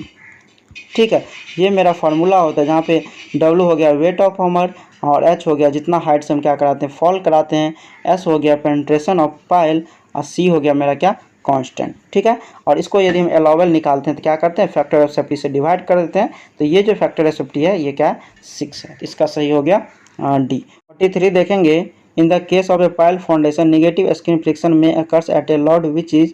देखिए हम पाइल फाउंडेशन में जो नेगेटिव स्क्रीन फ्रिक्शन देखते हैं तो ये जो होता है एनी मैग्नीट्यूड ऑफ लोड के लिए होता है। तो इसका जो सही ऑप्शन हो जाएगा ये हो जाएगा डी। नेगेटिव स्क्रीन के बारे में तो पहले ही बता चुके हैं, जहाँ पे सॉइल हम जस्ट फिल करते हैं वहाँ पे डेवलप होता है, या water table sudden draw down करता है तो उस केस में होता है। और ये जो मेन रूप से किसके चलते होता है स्किन फ्रिक्शन के वजह से। तो इसका जो सही ऑप्शन हो गया ये हो गया डी। उसके बाद 44 देखेंगे। In under rim pile construction the ratio of the shaft diameter to bulb diameter, ये हम पहले भी बता चुके हैं। तो ये जो जैसे मेरा इसका बल्ब मान लीजिए बनाते हैं तो यहाँ पे जो दोनों का जो रेशियो होगा यानी इसका, ये इसको हम बी से डिनोट करते हैं, इसको हम बी यू से डिनोट करते हैं। तो बी यू बटे बी जो होता है मेरा ये होता है 2 to 3 टाइम्स। ठीक है, तो इसका जो सही ऑप्शन हो जाएगा ये हो जाएगा मतलब C 1/2.5 है, क्योंकि यहाँ पे हमको पूछ रहा है shaft diameter to bulb diameter, मतलब उसको उल्टा कर दिया है। ये मेरा क्या आ जाएगा दोनों के बीच में लाइक कर रहा है 2 से 3 के बीच में, तो वो हो जाएगा 1/2.5। 45 देखेंगे। A single pile 50 centimetre in diameter and 15 metre long is driven in a clay having an average unconfined compressive strength of 100 kN per meter square. The ultimate bearing capacity of the pile neglecting the end bearing if any and assume shear mobilization factor of 0.8 around the pile। यहाँ पे देखिए हमको बोल रहा है क्या निकालने के लिए अल्टीमेट बेरिंग कैपेसिटी और पाइल का निकालने के लिए और निगलेक्ट कर देने के लिए क्या इंड बेरिंग का। इसका मतलब होगा सिर्फ फ्रिक्शन के वजह से होगा। तो इसका जो हम फार्मूला यूज करेंगे ये होता है QU = अल्फा CU × A। ठीक है, तो एरिया हम बताए थे इसका होता है πdl जब सिंगल पाइल की बात करेगा। और यहाँ पे अल्फ़ा का वैल्यू हमको कितना दिया हुआ है, ये दिया हुआ है 0.8। और यहाँ पे देखिए हमको दिया हुआ अनकन्फाइंड कंप्रेसिव स्ट्रेंथ यानी QU का वैल्यू दिया हुआ है 100। यहाँ से हम CU का वैल्यू निकाल लेंगे तो कितना आएगा, यह आ जाएगा 50। हम जानते हैं QU/2 होता है। और यहाँ पे हमको पाई दिया हुआ D का वैल्यू हमको कितना दिया हुआ है 50 सेंटीमीटर। तो इसको हम क्या करेंगे मीटर में लिखेंगे तो यह आ जाएगा 0.5। और L हमको दिया हुआ है 15, तो यहाँ पे 15 पुट कर देंगे तो ये जो मेरा वैल्यू निकल के आ जाएगा ये आ जाएगा क्या 942 किलो न्यूटन। ठीक है, तो 45 का जो सही ऑप्शन हो जाएगा ये हो जाएगा ए। उसके बाद हम ये ए हो गया। उसके बाद हम 46 देखेंगे। 46 में हमको यहाँ पे मैच कराने के लिए दिया हुआ क्या method of estimating pile capacity और पैरामीटर टू बी एस्टिमेट। तो इसको हम क्या करेंगे मैच कराएंगे। ए में हमको दिया हुआ डायनामिक फार्मूला, तो इसका जो हो जाएगा ये हो जाएगा 3 यानी bearing capacity of timber pile के लिए हम इसका क्या करते हैं यूज करते हैं। उसके बाद दिया हुआ स्टैटिक फार्मूला, इसका जो हम यूज करते हैं किसके लिए bearing capacity of cast in situ concrete pile के लिए। उसके बाद हमको दिया हुआ पाइल लॉड टेस्ट, तो ये जो हम करते हैं किसके लिए, ये करते हैं settlement of a friction bearing pile के लिए। उसके बाद हमको डी में दिया हुआ साइक्लिक पाइल लॉड टेस्ट, तो ये जो होगा इसका 2 यानी separating end bearing and friction bearing power of a pile. 46 का जो सही ऑप्शन हो जाएगा ये हो जाएगा ए यानी ए का 3, बी का 1, सी का 4 एंड डी का 2। उसके बाद हम नेक्स्ट बात करेंगे 47। तो 47 में हमको यहाँ पर दिया हुआ है for a designing end bearing pile of a square cross section in a clay having average unconfined compressive strength of 6 ton per meter square, the net ultimate bearing capacity may be taken। तो यहाँ पे देखिए हमको बोल रहा है net ultimate bearing capacity निकालने के लिए किसके केस में हमको क्ले सॉइल के केस में। तो यहाँ पे हम डायरेक्ट फार्मूला यूज़ कर देंगे, क्योंकि इस टाइप का हम बहुत देख चुके हैं क्वेश्चन। तो यहाँ पे हम डायरेक्ट नेट अल्टीमेट यूज़ कर देते हैं। ये जो मेरा होता है CNC के बराबर। तो यहाँ पे देखिए C का वैल्यू हमको यहाँ पे कितना दिया होगा, ये हमको दिया हुआ है अनकन्फाइंड कंप्रेसिव स्ट्रेंथ 6 दिया हुआ है। तो यहाँ पे C आ जाएगा कितना 3। और यहाँ पे जब हम डीप फाउंडेशन की बात करते हैं यानी पाइल फाउंडेशन की, तो यहाँ पे इस केस में हम NC का वैल्यू कितना यूज करेंगे, ये हम 9 यूज़ करते हैं। ठीक है, तो यहाँ पे यदि दोनों कैलकुलेट करेंगे तो आ जाएगा मेरा 27। तो इसका जो सही ऑप्शन हो जाएगा ये हो जाएगा डी, यानी 27 टन पर मीटर स्क्वायर। 48 देखेंगे, skin friction capacity of a 40 centimetre diameter driven concrete pile for the portion A, B and C are 17 kilonewton, 63 kilonewton and 503 kilonewton respectively, and the point load capacity is 11,000 kilonewton per meter square. The total pile load capacity will be। देखिए हम बात करें total pile load capacity निकालने के लिए, तो total pile load capacity जो मेरा आएगा ये आएगा इंड बेरिंग कैपेसिटी और प्लस इसमें जितना तीनों पर्सन में जितना फ्रिक्शन के वजह से लोड जो डेवलप होगा उसके वजह से दोनों को सम कर देंगे, तो ये मेरा क्या आ जाएगा टोटल पाइल लोड कैपेसिटी आ जाएगा। ठीक है, तो यहाँ पे यदि हम लिखें टोटल पाइल लोड कैपेसिटी, ये जो मेरा हो जाएगा ये हो जाएगा क्या point load capacity plus frictional capacity. ठीक है, ये मेरा आ जाएगा फ्रिक्शनल कैपेसिटी। यहाँ पे देखिए पॉइंट लोड कैपेसिटी की बात करें तो हम जानते हैं क्या होता था CNC AB बेरिंग का। ठीक है, तो यहाँ पे हमको QU दिया हुआ है, मतलब CNC बराबर हमको कितना दिया हुआ 11,000। तो यहाँ पे हम लिख देते हैं इसको क्या Q इंटू AB, ये बेरिंग का हो गया, और प्लस जो मेरा फ्रिक्शनल कैपेसिटी दिया हुआ है। यहाँ पे देखिए हम निकालते थे क्या इसके लिए अल्फ़ा और C और एरिया जो फ्रिक्शन का आता था, बट यहाँ पे हमको डायरेक्ट वैल्यू दिया हुआ है, इसको हम यहाँ पे क्या करेंगे डायरेक्ट सम कर देंगे, यानी 17 प्लस 63 प्लस 503। ठीक है, तो यहाँ पे देखिए क्यू बराबर हमको कितना दिया हुआ है 11,000 दिया हुआ है, तो 11,000 पुट कर देंगे। एरिया और बेस का कितना निकल जाएगा 5/4, और यहाँ पे जो हमको 40 सेंटीमीटर डाया दिया हुआ था मीटर में लिखें तो आ जाएगा 0.4 का स्क्वायर, प्लस यहाँ पे यदि सभी को हम सम करें तो ये जो मेरा कितना आ जाएगा 583। तो ये मेरा आ गया। इसको यदि हम टोटल कैलकुलेट करेंगे तो ये निकल के आ जाएगा कितना 1965.3 किलो न्यूटन। तो इसका जो सही ऑप्शन हो जाएगा 48 का ये हो जाएगा C। ठीक है, 1965 किलो न्यूटन। 49 देखेंगे, skin effort in well foundation is the ratio of the weight of the well standing to that of skin friction develop on the side and should preferable be. यहाँ पे देखिए हमको बोल रहा है स्किन एफर्ट जो है वेल फाउंडेशन का बोल रहा है इसका रेशियो है weight of the well standing to that of skin friction. तो बोल रहा है ये जो मेन रूप से कितना लिया जाता है, तो इसका जो सही ऑप्शन हो जाएगा ये हो जाएगा C, मतलब ये ग्रेटर देन 1 के बराबर होना चाहिए। ठीक है, तो इसका हो गया C। उसके बाद हम 50 नंबर देखेंगे। 50 में हमको मैच कराने के लिए दिया हुआ है टाइप ऑफ फाउंडेशन दिया हुआ है, टाइप ऑफ सॉइल दिया हुआ है, बोल रहा है इसको मैच कराने। तो ये देखेंगे फ्लोटिंग पाइल, तो इसका जो हो जाएगा ये हो जाएगा 3, यानी डीप सॉफ्ट क्ले के लिए हम क्या करते हैं फाउंडेशन यूज करते हैं फ्लोटिंग पाइल। ठीक है, उसके बाद दिया हुआ माइक्रो पाइल, तो ये जो हम यूज करते हैं लूज सैंड के लिए। उसके बाद हमको दिया हुआ कंबाइंड फुटिंग, तो इसको जो हम यूज करते हैं किसके लिए close space column resting on compressible soil के लिए। ठीक है, उसके बाद अंदर रिम पाइल, तो ये जो हम यूज़ करते हैं एक्सपेंसिव सॉइल के लिए। तो इसका जो सही ऑप्शन हो जाएगा 50 का ये हो जाएगा D। ठीक है, मतलब A का 3, B का 4, C का 1 एंड D का 2। 51 देखेंगे, square plate of section 30 centimetre into 30 centimetre length 10 metre painted deposit of clay having C equal to 5 kilometre per metre square and the mobilising factor M equal to 0.8। What is the load carrying by the pile by skin friction only. देखिए हम बात करें हमको load carrying capacity निकालने के लिए skin friction के वजह से, इसमें इंड बेरिंग कैपेसिटी हमको क्या करना है इंक्लूड नहीं करना है। तो इसका हम डायरेक्ट फार्मूला यूज करें तो ये मेरा P बराबर क्या हो जाएगा, ये हो जाएगा alpha C into area of side का। ठीक है, यहाँ पे अल्फ़ा का वैल्यू हमको कितना दिया हुआ है 0.8 और C का वैल्यू हमको दिया हुआ है 5।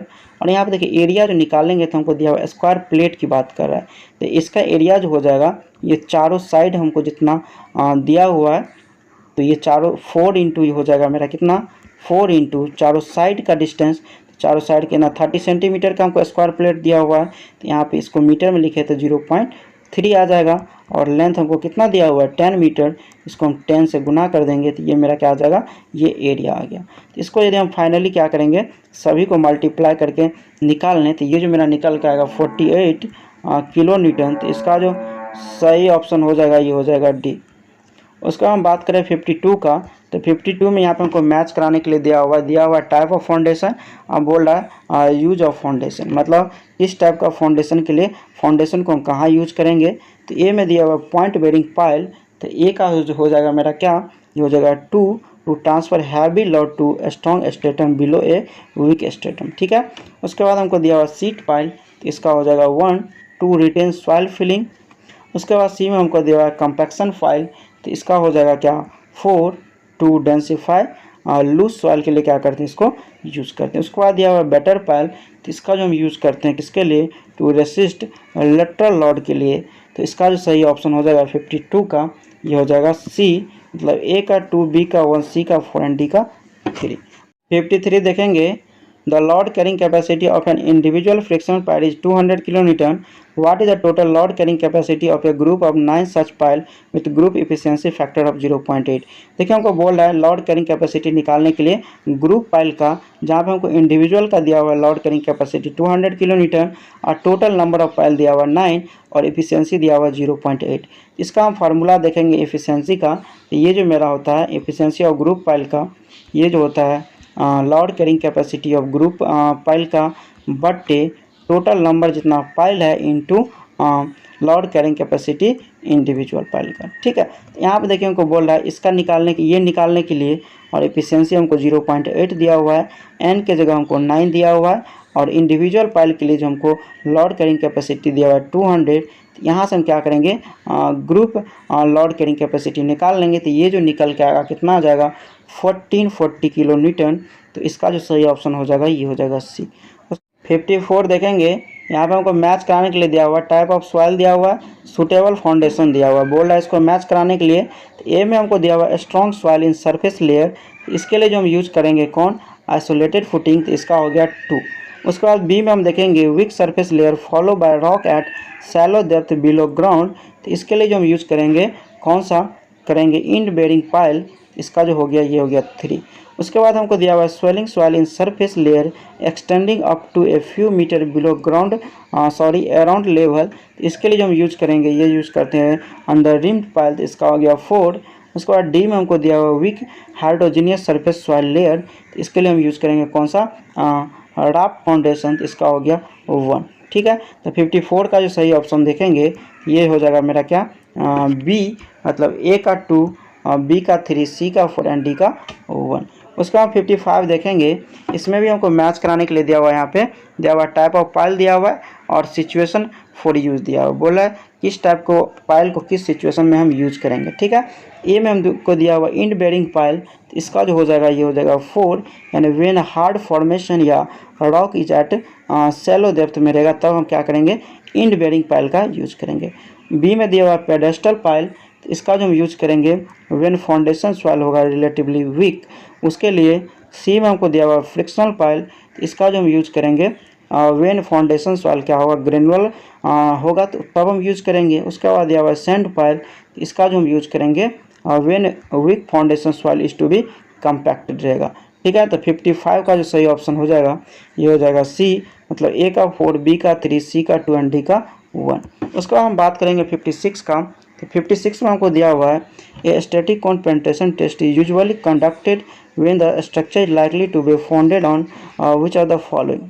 ठीक है, बोल रहा है स्टैटिक कोन पेनिट्रेशन टेस्ट जो हम यूज़ करते हैं, तो बोल रहा है उसमें स्ट्रक्चर किस टाइप का होगा, तो उस जगह हम यूज करेंगे। तो 56 का जो सही ऑप्शन हो जाएगा ये हो जाएगा बी, यानी पाइल फाउंडेशन हम क्या करते हैं मेन रूप से स्टैटिक कोन पेनिट्रेशन टेस्ट क्या करते हैं यूज करते हैं। ठीक है, इसका हो गया बी। उसका हम देखेंगे 57 में हमको दिया हुआ which are the following type of pile is likely to be have the highest load capacity in compression. यहाँ पर देखिए बोल रहा है इस टाइप के पाइल को जो है मतलब highest load capacity in compression में होगा, तो 57 का हो जाएगा, ये हो जाएगा ए। तो driven precast concrete pile का जो है लोड कैपेसिटी इन कंप्रेशन में हाई होगा, ठीक है। तो 57 का हो गया ए। 58 देखेंगे, कंसीडर द फॉलोइंग स्टेटमेंट्स। यहाँ पे हमको 3 स्टेटमेंट दिया हुआ, बोल्ड है, which of the above statement is are correct. तो हम पहला देखेंगे, under rim pile are design as bearing pile. तो देखिए ये स्टेटमेंट गलत है, क्योंकि अंदर रिम पाइल जो हम डिजाइन करते हैं बोथ पॉइंट बेरिंग रेसिस्टेंस के लिए और स्किन फ्रिक्शन रेसिस्टेंस के लिए, तो ये स्टेटमेंट क्या हो गया, गलत हो गया। उसके बाद सेकेंड में हमको दिया हुआ, in multiple bulb under rim pile the bulb are space at 1.5 to 2 times the diameter of the under rim, the center of the first under rim being at a minimum depth of 1.75 metre. तो ये statement सही है, क्योंकि जब multiple bulb लगा रहे हैं तो उसमें स्पेस जो होता है 1.5 से 2 टाइम्स होता है, ठीक है। तो उसके बाद थर्ड देखेंगे, the length of the traditional under rim pile range from 3 metre to 4 metre. मतलब ट्रेडिशनल जो रिम पाइल था उसमें जो लेंथ का रेंज होता था कितना, 3 मीटर टू 4 मीटर। तो ये भी स्टेटमेंट क्या है, सही है। यानी इसका जो सही ऑप्शन हो जाएगा ये हो जाएगा ए, यानी 2 और 3 क्या सही है, 1 क्या गलत है। 59 देखेंगे, यहाँ पे हमको मैच कराने के लिए दिया हुआ, ए में दिया हुआ हमको क्या, लार्ज डायमीटर पाइल। इसका हम यूज़ करते हैं किसके लिए, हैवी बट आइसोलेटेड लॉट्स के लिए, तो इसका हो गया 3। उसके बाद दिया हुआ है ड्रिल पाइल, इसका जो हम यूज़ करते हैं वेरी हैवी लॉट्स के लिए, तो इसका हो गया 4। उसके बाद सी में दिया है ओपन कैसियन, इसका हम यूज़ करते हैं heavy load in water structure with horizontal loads के लिए, तो इसका हो गया 2। उसके बाद डी में है बॉक्स कैसियन, इसका हम यूज़ करते हैं किसके लिए, heavy load in water structure but foundation strata at shallow depth, इसका हो गया 1। तो 59 का जो सही ऑप्शन हो जाएगा ये हो जाएगा सी, मतलब ए का 3, बी का 4, सी का 2 एंड डी का 1। उसका 60 नंबर देखेंगे, 60 में हमको यहाँ पे दिया हुआ है, कंसीडर द फॉलोइंग स्टेटमेंट्स। यहाँ पे हमको 3 स्टेटमेंट दिया हुआ है, बोल्ड है, which of this statement are correct, ठीक है। तो हम पहला देखेंगे, frictional pile are also called floating pile. तो ये स्टेटमेंट सही है, क्योंकि फ्रिक्शनल पाइल को हम बोलते हैं फ्लोटिंग पाइल के नाम से, ठीक है। सेकेंड हमको दिया हुआ, minimum number of pile to be qualify as a pile group is 3। देखिए minimum number of pile group जो हम लेते हैं तो उसमें मिनिमम नंबर पाइल लेते हैं कितना, 3 लेते हैं। तो ये भी स्टेटमेंट क्या है, सही है, ठीक है। तो 1 2 सही है। थर्ड देखेंगे, the group efficiency of pile group में भी अदर लेस देन 100% या मोर देन 100%। तो देखिए ये ग्रुप इफिशिएंसी जो है 100% से ज़्यादा भी होता है और लेस भी होता है। जब सैंड का केस आता है उसमें उस केस में ज़्यादा भी होता है और क्ले केस में लेस भी होता है, ठीक है। तो इसका जो सही ऑप्शन हो गया ये हो गया ए, यानी 1 2 और 3 क्या सही है। उसका हम बात करेंगे 61। तो 61 में हमको दिया हुआ है, a drop hammer is use to driven a wooden pile, the hammer weight is 25 kilometre and its free falling height is 0.8 metre, the penetration is that is the last blow is 12 mm. What is the nearest approximation to the load carrying capacity of the pile according to the engineering news formula. देखिए बात कर रहा है engineering news formula का use करके हमको निकालने के लिए क्या, लोड कैरिंग कैपेसिटी, ठीक है। इसका जो हम फार्मूला जानते हैं, ये जो मेरा होता है क्यू एलोवेल की यदि हम बात करें तो क्यू एलोवेल हमको बोल रहा है यहाँ पे निकालने के लिए, तो ये जो हो जाएगा WH बट्टे या फैक्टर ऑफ सेफ्टी, मतलब फैक्टर ऑफ सेफ्टी इंटू हो जाएगा S+C, ठीक है। यहाँ पर देखिए W मेरा हो गया क्या, वेट ऑफ हमर, तो इसका दिया हुआ 25 किलोमीटर, तो यहाँ पर हम 25 पुट कर देंगे। H बराबर हमको कितना दिया हुआ है 0.8, तो 0.8 पुट कर देंगे, यहाँ पर मेरा हो गया 0.8। और फैक्टर सेफ्टी हम बताए थे, इसके लिए हम कितना यूज़ करते हैं, 6 यूज़ करते हैं, तो 6 यूज़ कर देंगे। और S जो मेरा हमको दिया हुआ है यहाँ पे कितना दिया हुआ, ये दिया हुआ यहाँ पे देखिए penetration in the last blow दिया हुआ 12 mm, यानी इसको यदि हम इसमें यूज़ करेंगे सेंटीमीटर में यूज़ करेंगे, क्योंकि ये भी जो हम कांस्टेंट का वैल्यू सेंटीमीटर में यूज़ कर रहे हैं, ठीक है। तो यहाँ पे मेरा हो जाएगा कितना, ये आ जाएगा 1.2 सेंटीमीटर, ठीक है। और C का वैल्यू जो यहाँ पे हम बात करेंगे, जब ड्रॉप हमर का यूज करते हैं, ड्रॉप हमर, तो उस केस में हम क्या करते हैं, यूज करते हैं C का वैल्यू 2.5, तो यहाँ पर हम क्या कर देंगे 2.5 यूज़ कर देंगे, ठीक है। तो यहाँ यदि इसको हम कैलकुलेट करें तो ये जो मेरा निकल के आ जाएगा कितना आ जाएगा, ये जो आ जाएगा 90.09 किलो न्यूटन। तो इसका जो सही ऑप्शन हो जाएगा ये हो जाएगा डी। 62 देखेंगे, the engineering news record formula Q equal to WH/6 into S plus 0.25 use for the case of. यहाँ पर देखिए हमको इंजीनियरिंग न्यूज रिकॉर्ड फार्मूला दिया हुआ है, बोल रहा है ये किस केस के लिए हम यूज़ करेंगे। तो मैं यहाँ पर बता दें, ड्रॉप हमर के लिए जो हम यूज़ करते हैं यहाँ पे कांस्टेंट C का वैल्यू ये यूज़ करते हैं 2.5 सेंटीमीटर। तो ये पहला स्टेटमेंट क्या हो जाएगा, गलत हो जाएगा। यहाँ पे 0.25 सेंटीमीटर दिया हुआ है। सिंगल एक्टिंग हमर के लिए जो हम यूज़ करते हैं ये यूज़ करते हैं 0.25। तो ये स्टेटमेंट क्या है, सही है। ठीक है। थर्ड देखें, डबल एक्टिंग हमर के लिए यूज़ करते हैं ये यूज़ करते हैं 0.25। बट यहाँ पे फार्मूला क्या होता है, चेंज हो जाता है। Q इक्वल टू हो जाता है W प्लस AP इंटू हो जाता है H/6 इंटू S प्लस 0.25।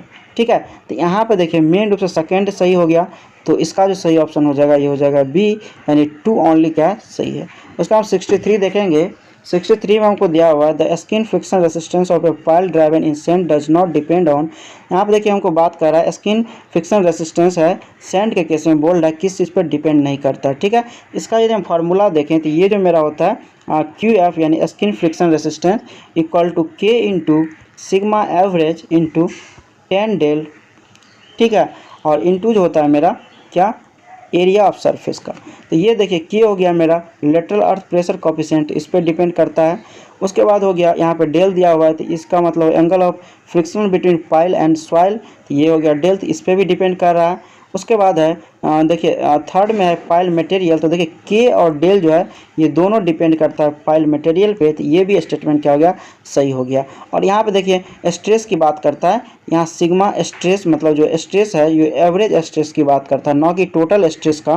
तो ये स्टेटमेंट क्या हो गया, गलत हो गया। तो बोल रहा है किस पे डिपेंड नहीं करता है, तो ये जो है टोटल स्ट्रेस पे डिपेंड नहीं करता है, तो इसका हो गया D। उसको हम 64 देखेंगे। 64 में हमको दिया हुआ consider the following property for a soil sampler. यहाँ देखिए सॉइल सैंपलर से रिलेटेड हमको प्रॉपर्टी दिया हुआ है, बोल रहा है the property necessary for a good quality soil sample would include. तो यहाँ पे देखिए हमको पहला देखें एरिया रेशियो शुड बी लो बोल रहा है।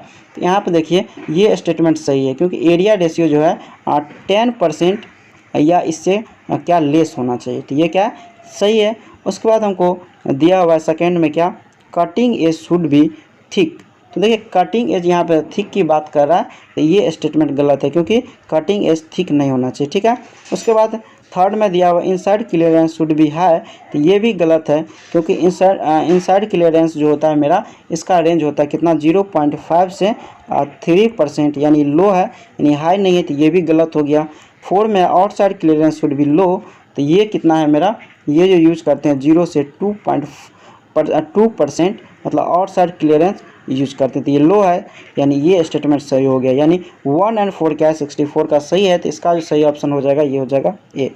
उसका हम 65 देखेंगे। 65 में हमको यहाँ पे मैच कराने के लिए दिया हुआ, यहाँ पे हमको दिया हुआ सॉइल प्रॉपर्टी मेजर दिया हुआ, इन सितु टेस्ट दिया हुआ है।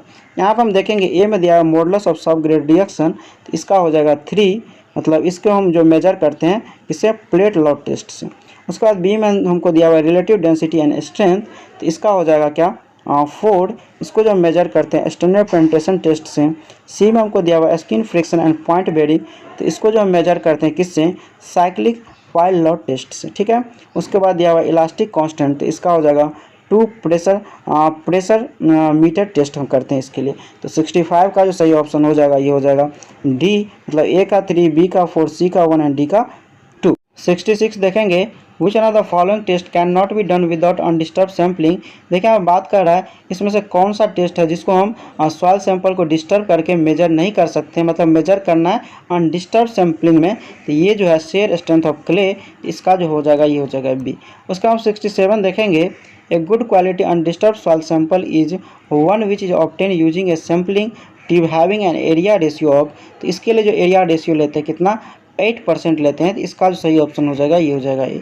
उसका हम देखेंगे 68 में हमको यहाँ पर दिया हुआ a soil sampler has inner and outer radii of 25 mm and 30 mm respectively, the area ratio of the sampler is. यहाँ पर देखिए हमको दिया हुआ है क्या, इसका यदि हम पहले डायग्राम देखें सैंपलर का, तो ये मेरा क्या होगा, कुछ इस टाइप का दिखेगा। ठीक है, इस टाइप का हमको सैंपलर का डायग्राम दिखेगा, जहाँ पे हमको क्या दिया हुआ, इनर रेडिया हमको कितना दिया हुआ है, ये दिया हुआ है यहाँ पे 25, यहाँ पे 25 पुट कर देंगे। आउटर जो हमको दिया हुआ है ये कितना दिया हुआ है 30 दिया हुआ है। ठीक है। यहाँ पे 30 पुट कर दिए। यहाँ पे हमको बोल रहा है क्या निकालने के लिए, एरिया रेशियो निकालने के लिए। तो एरिया रेशियो का जो मेरा फार्मूला होता है, एरिया रेशियो का ये मेरा क्या होता है, यहाँ पे देखिए, हाँ, जितना मेरा आउटर है, आउटर का रेडिया का स्क्वायर माइनस इनर का स्क्वायर बट्टे जो हो जाएगा इनर का स्क्वायर, ठीक है। यानी यहाँ पे हम लिख दें D2 का स्क्वायर माइनस D1 का स्क्वायर बट्टे D1 का स्क्वायर, ठीक है। यहाँ पे D2 हमको कितना दिया हुआ है, 30 दिया हुआ है, तो यहाँ 30 का स्क्वायर कर देंगे। यहाँ 25 है तो 25 का स्क्वायर कर देंगे, यहाँ पे 25 का स्क्वायर कर देंगे। तो ये जो मेरा निकल के आएगा कितना, 44% आएगा। तो इसका जो सही ऑप्शन हो जाएगा, ये हो जाएगा क्या, ये हो जाएगा डी, ठीक है, 44%। उसका हम बात करेंगे 69।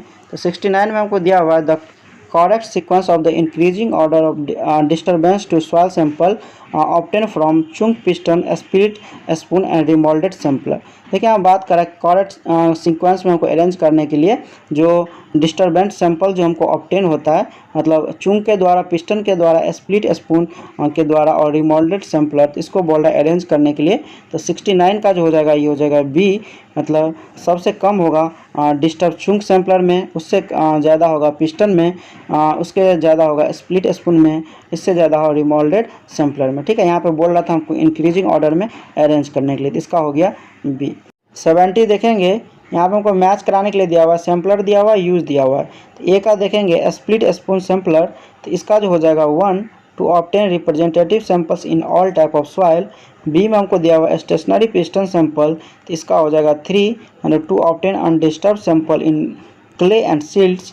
उसके बाद सी में हमको दिया हुआ है रोटरी सैंपलर, तो इसका हो जाएगा क्या, 4 to obtain approximately undisturb sample of hard cement cohesive soil, ठीक है। उसके बाद 4 दिया हुआ है कंप्रेस एयर सैंपलर, तो इसका हो जाएगा 2 the to obtain undisturb sample of sand below water table, ठीक है। तो 70 का जो सही ऑप्शन हो जाएगा ये हो जाएगा सी, मतलब ए का 1, बी का 3, सी का 4 एंड डी का 2। उसके बाद हम देखेंगे यहाँ पे 71। तो 71 में भी हमको मैच कराने के लिए दिया हुआ है, टाइप ऑफ एक्सप्लोरेशन दिया हुआ है, सॉइल प्रोफाइल दिया हुआ है। तो ए का देखेंगे डायमंड कोर ड्रिलिंग, तो इसका जो सही हो जाएगा ये हो जाएगा 2, मतलब इसका हम यूज़ करते हैं रॉकी फॉर्मेशन के लिए, ठीक है। उसके बाद हमको दिया हुआ है अनकास्ट वाश बोरिंग, इसका हो जाएगा 1 मीडियम स्ट्रॉन्ग कोहेसिव सॉइल के लिए यूज करते हैं। सी में दिया हुआ ओपन पिट एक्सकवेशन, इसका हो जाएगा 4 exploration up to a shallow depth below ground level. उसके बाद डी में हमको दिया हुआ है कैस्ट बोरिंग, इसका हो जाएगा 3 मतलब soft cohesive soils and cohesionless soil exploration up to relative larger depth, ठीक है। तो 71 का सही ऑप्शन हो गया, ये हो गया बी, मतलब ए का 2, बी का 1, सी का 4 एंड डी का 3। 72 देखेंगे, कंसीडर द फॉलोइंग स्टेटमेंट्स। यहाँ पर हमको 4 स्टेटमेंट दिया हुआ है, बोल रहा है which are the following statement given above is are correct, ठीक है। ये जो स्टेटमेंट हमको दिया हुआ है रिकवरी रेशियो से रिलेटेड दिया हुआ है, ठीक है। सबसे पहले हम जान लेते हैं रिकवरी रेशियो के बारे में।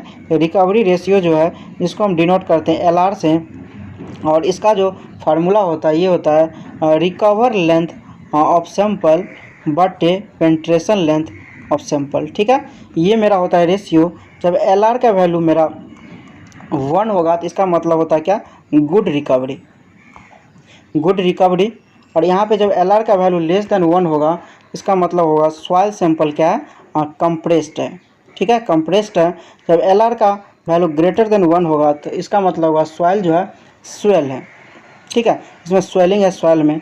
चलिए हम स्टेटमेंट देखते हैं। पहला हमको दिया हुआ a recover ratio of less than 1 implied that the soil has compress. तो अभी हम जस्ट बताएं जो इसका लेस देन 1 होगा तो ये क्या होगा, कंप्रेस होगा। तो स्टेटमेंट 1 क्या है, सही है, ठीक है। उसके बाद हमको सेकेंड देखेंगे recovery ratio greater than 1 implied that the soil has swell. तो ये भी स्टेटमेंट सही है क्योंकि हम बताए थे जब 1 से ज़्यादा होगा तो सॉइल क्या होगा, स्वेल होगा।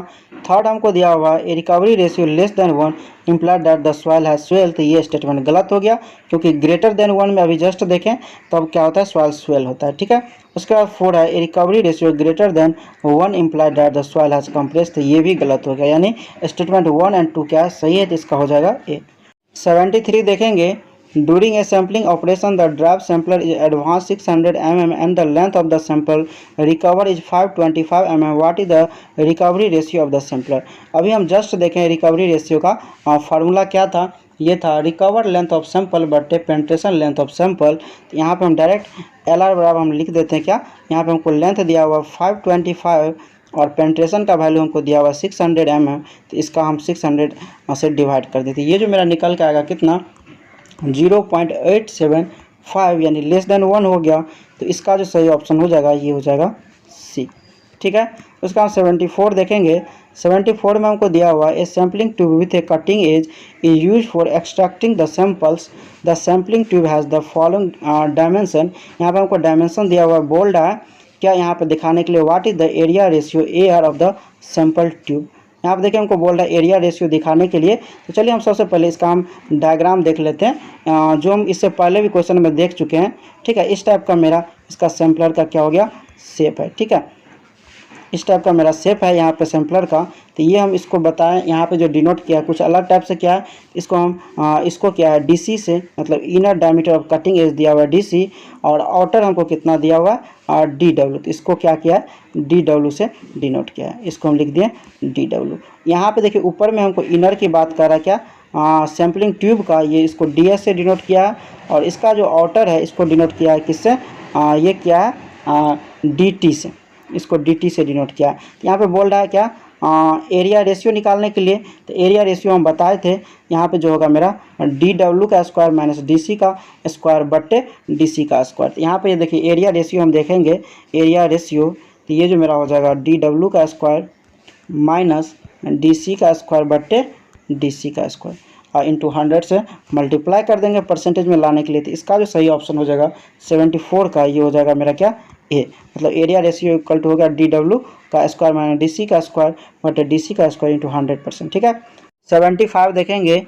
इन seismic exploration method velocity v1 and v2 were 600 metre per second and 4000 metre per second. The distance corresponding to the break point of velocities was 30 metre. Based on this detail what is the depth of overburden. यहाँ देखिए हमको बोला depth of overburden निकालने के लिए इसका जो हम फार्मूला जानते हैं d इक्वल टू ये जो मेरा होता है d/2 root under v2 minus v1 बट्टे v2 प्लस v1, ये मेरा होता है डेप्थ ऑफ ओवरबर्डन का फार्मूला। तो यहाँ पे d इक्वल टू हमको दिया हुआ 30 मीटर, 30 पुट कर देंगे।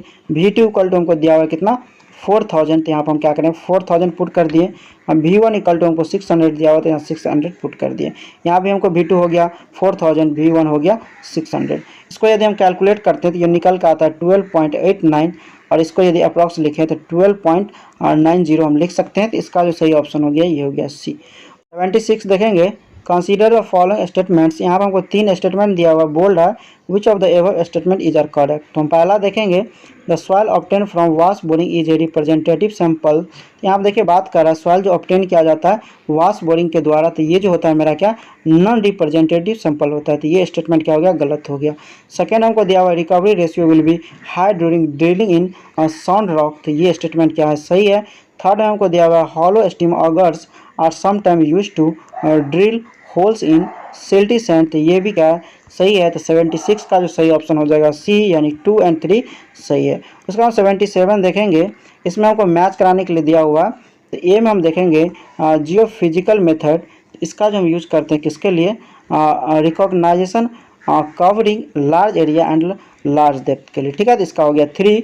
उसका हम देखेंगे एसपीटी, तो इसका जो हो जाएगा ये हो जाएगा क्या 4, माने सुटेबल है 4 सैंडी सॉइल के लिए, मतलब स्टैंडर्ड पेनिट्रेशन टेस्ट जो हम करते हैं। उसके बाद सी में हमको दिया हुआ है क्या डीसीपीटी, तो इसका जो हो जाएगा ये हो जाएगा क्या 1 प्राइमरी 4 कोहेसिव सॉइल के लिए इसको करते हैं।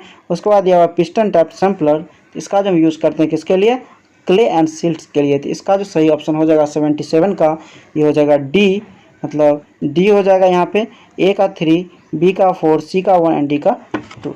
78 देखेंगे। Consider the following statements. यहाँ पर हमको 3 स्टेटमेंट दिया हुआ बोल्ड है which of this statement are correct. तो हम पहला देखेंगे undisturb sample may be obtain with the help of augers, तो ये स्टेटमेंट क्या है गलत है, क्योंकि अगर के द्वारा जो है डिस्टर्ब सैंपल ऑब्टेन होता है। ठीक है, सेकेंड दिया हुआ है अगर drilling is most effective in clay soil, तो ये क्या सही है क्योंकि ये मोस्ट इफेक्टिव होता है क्ले सॉइल के केस में।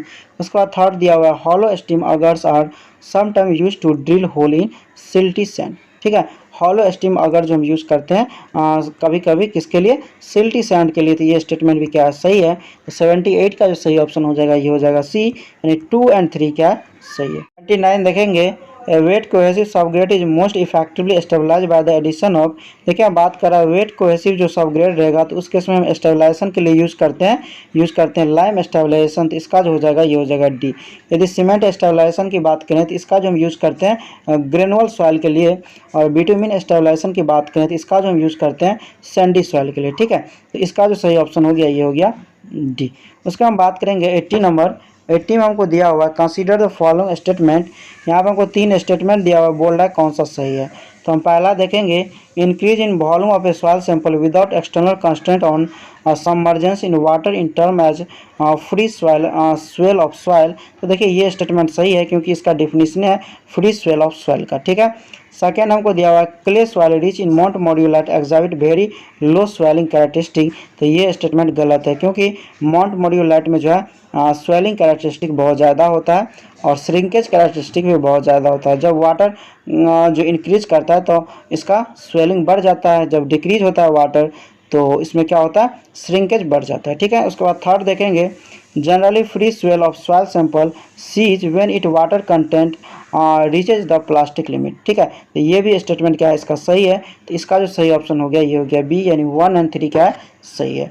81 देखेंगे, consider the following statements on addition of lime to a clay soil. Generally देखिए हम बात कर रहे हैं लाइम जब हम ऐड करते हैं क्ले सॉइल में तो इससे रिलेटेड हमको स्टेटमेंट दिया हुआ है, बोल्ड है which of the statement given above is correct, ठीक है। तो हम पहला देखेंगे, maximum dry density and strength both increase. तो ये स्टेटमेंट गलत है क्योंकि लाइम हम जब ऐड करते हैं क्ले सॉइल में तो मैक्सिमम ड्राई डेंसिटी डिक्रीज करता है बट स्ट्रेंथ इंक्रीज करता है, ठीक है। सेकंड देखेंगे, maximum dry density decrease but strength increase. तो ये स्टेटमेंट क्या है, सही है, ठीक है। थर्ड देखेंगे, maximum dry density and optimum moisture content both increase. तो ये भी क्या हो गया, गलत हो गया क्योंकि मैक्सिमम ड्राई डेंसिटी की हम बात किए थे डिक्रीज करता है, ठीक है। तो 81 का जो सही ऑप्शन हो जाएगा ये हो जाएगा बी, यानी ओनली 2 करेक्ट है। 82 देखेंगे, differential free swell test on a soil gives a value of differential free swell of 40%, what is the degree of swelling. देखिए बात कर रहा है डिफरेंशियल फ्री स्वेल टेस्ट जो हम करते हैं तो बोल्ड है इसका वैल्यू जब 40% आएगा तो डिग्री ऑफ स्वेलिंग क्या होगा, ठीक है। तो चलिए हम यहाँ पे डिफरेंट फ्री स्वेल टेस्ट के लिए हम देख लेते हैं डिग्री ऑफ स्वेलिंग क्या होगा, तो उससे आपको आइडिया लग जाएगा, ठीक है। तो यहाँ पर हम देखेंगे डिफरेंशियल फ्री स्वेल ले लेते हैं और यहाँ पर हम क्या करते हैं डिग्री ऑफ एक्सपेंसिव ले लेते हैं। तो ये मेरा होता है परसेंटेज में, तो यहाँ परसेंटेज में लिख दिए। जब इसका वैल्यू लेस देन 20 होगा तो ये जो होगा क्या होगा, लो स्वेलिंग होगा इसमें, ठीक है। जब इसका वैल्यू होगा 20 से 35 तो इसमें जो होगा मॉडरेट स्वेलिंग होगा। जब इसका वैल्यू होगा 35 से 50 तो इसका जो होगा हाई स्वेलिंग होगा, ठीक है। जब इसका वैल्यू होगा ग्रेटर देन 50 तो इसमें जो होगा क्या, वेरी हाई स्वेलिंग होगा। तो यहाँ पर देखिए हमको रेंज दिया हुआ कितना, 40% की बात कर रहा है तो ये लाई कर रहा है इस रेंज में, तो इसका जो हो जाएगा हाई स्वेलिंग। तो इसका जो सही ऑप्शन हो जाएगा ये हो जाएगा सी। 83 देखेंगे, consider the following statements on addition of lime to a swelling soil. देखिए हम बात कर रहा है जब हम लाइम ऐड करते हैं स्वेलिंग सॉइल में तो इससे रिलेटेड हमको स्टेटमेंट दिया हुआ बोल्ड है क्या, which of the statement given above are correct, ठीक है। तो यहाँ पर हम देखेंगे पहला हमको दिया हुआ है देयर लिक्विड लिमिट इंक्रीज। तो ये स्टेटमेंट गलत है क्योंकि जब हम लाइम ऐड करते हैं स्वेलिंग सॉइल में तो लिक्विड लिमिट डिक्रीज हो जाता है, ठीक है। तो ये गलत हो गया। सेकंड दिया हुआ है देयर प्लास्टिक लिमिट इंक्रीज। तो ये स्टेटमेंट क्या है, सही है, इसका प्लास्टिक लिमिट इंक्रीज कर जाता है। थर्ड में है देयर श्रिंकेज लिमिट इंक्रीज। तो ये भी स्टेटमेंट क्या है, सही है। उसके बाद 4 है देयर स्वेलिंग पोटेंशियल डिक्रीज। तो ये भी स्टेटमेंट क्या है, सही है क्योंकि इसका स्वेलिंग पोटेंशियल डिक्रीज कर जाता है, ठीक है। तो 83 का जो सही ऑप्शन हो जाएगा ये हो जाएगा सी, यानी 2, 3 और 4 क्या है, सही है। 84 देखेंगे, consider the following statement foundation design in expansive soil can be done by. देखिए हम बात कर रहे हैं फाउंडेशन डिजाइन जो हम करते हैं एक्सपेंसिव सॉइल पे, तो इससे रिलेटेड हमको स्टेटमेंट दिया हुआ है, बोल्ड है which of the above statement are correct. तो हम पहला देखेंगे isolating the foundation from the swelling soil. तो ये क्या है, सही है। सेकंड दिया हुआ taking measure to prevent the swelling. तो ये भी सही है। थर्ड में हमको दिया हुआ employing measure to make the structure withstand the movement. तो ये भी सही है। तो इसका जो सही ऑप्शन हो जाएगा डी, यानी 1, 2 और 3 क्या है, सही है। उसका हम 85 देखेंगे, consider the following statement relating to foundation on expensive soil. यहाँ पे भी उसी टाइप का दिया हुआ है, फाउंडेशन जो हम डिजाइन करते हैं एक्सपेंसिव सॉइल पे तो इससे रिलेटेड स्टेटमेंट दिया हुआ बोल्ड है, which of this statement is are correct. तो हम पहला देखेंगे strength should be improve and compressibility should be reduce. तो ये स्टेटमेंट सही है, क्योंकि एक्सपेंसिव सॉइल पे जो हम फाउंडेशन डिजाइन करते हैं तो स्ट्रेंथ क्या होना चाहिए, इंक्रीज होना चाहिए, और कंप्रेसिबिलिटी डिक्रीज होना चाहिए। ठीक है, तो ये क्या हो गया, सही हुआ। ठीक है, सेकंड देखेंगे कंप्रेसिबिलिटी शुड बी इंक्रीज। तो ये स्टेटमेंट गलत है, क्योंकि यहाँ पर अभी देखें कंप्रेसिबिलिटी शुड बी रिड्यूस होना चाहिए। ठीक है, थर्ड दिया हुआ है no stabilisation should be done. तो देखिए इसमें स्टेबलाइजेशन होना चाहिए, तो ये भी क्या है, गलत है। इसका जो सही हो जाएगा ये हो जाएगा सी, यानी ओनली वन क्या है, सही है। उसका हम 86 देखेंगे, consider the following statements lime stabilisation of soil lead to. देखिए हम बात कर रहे हैं लाइम स्टेबलाइजेशन जो करते हैं, तो उससे रिलेटेड हमको स्टेटमेंट दिया हुआ है, बोल रहा है which of the above statement are correct. तो हम पहला देखेंगे डिक्रीज इन श्रिंकेज लिमिट। देखिए लाइम स्टेबलाइजेशन जो हम करते हैं उसका क्या होता है, श्रिंकेज लिमिट क्या होता है, बढ़ता है। तो ये स्टेटमेंट क्या है, गलत हो गया। ठीक है, सेकेंड हमको दिया हुआ इंक्रीज इन प्लास्टिक लिमिट। तो ये स्टेटमेंट सही है, क्योंकि लाइम स्टेबलाइजेशन करते हैं तो प्लास्टिक लिमिट बढ़ता है। ठीक है, थर्ड देखेंगे डिक्रीज इन लिक्विड लिमिट। तो ये भी सही है, क्योंकि लाइम स्टेबलाइजेशन करने से लिक्विड लिमिट घटता है।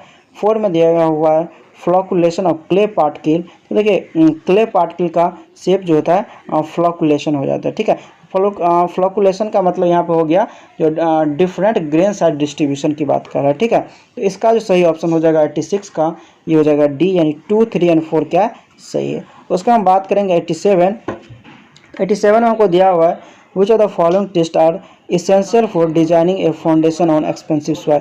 बोल रहा है इसमें से कौन सा टेस्ट जो है इसेंशियल है डिजाइन करने के लिए फाउंडेशन ऑन एक्सपेंसिव सॉइल पे।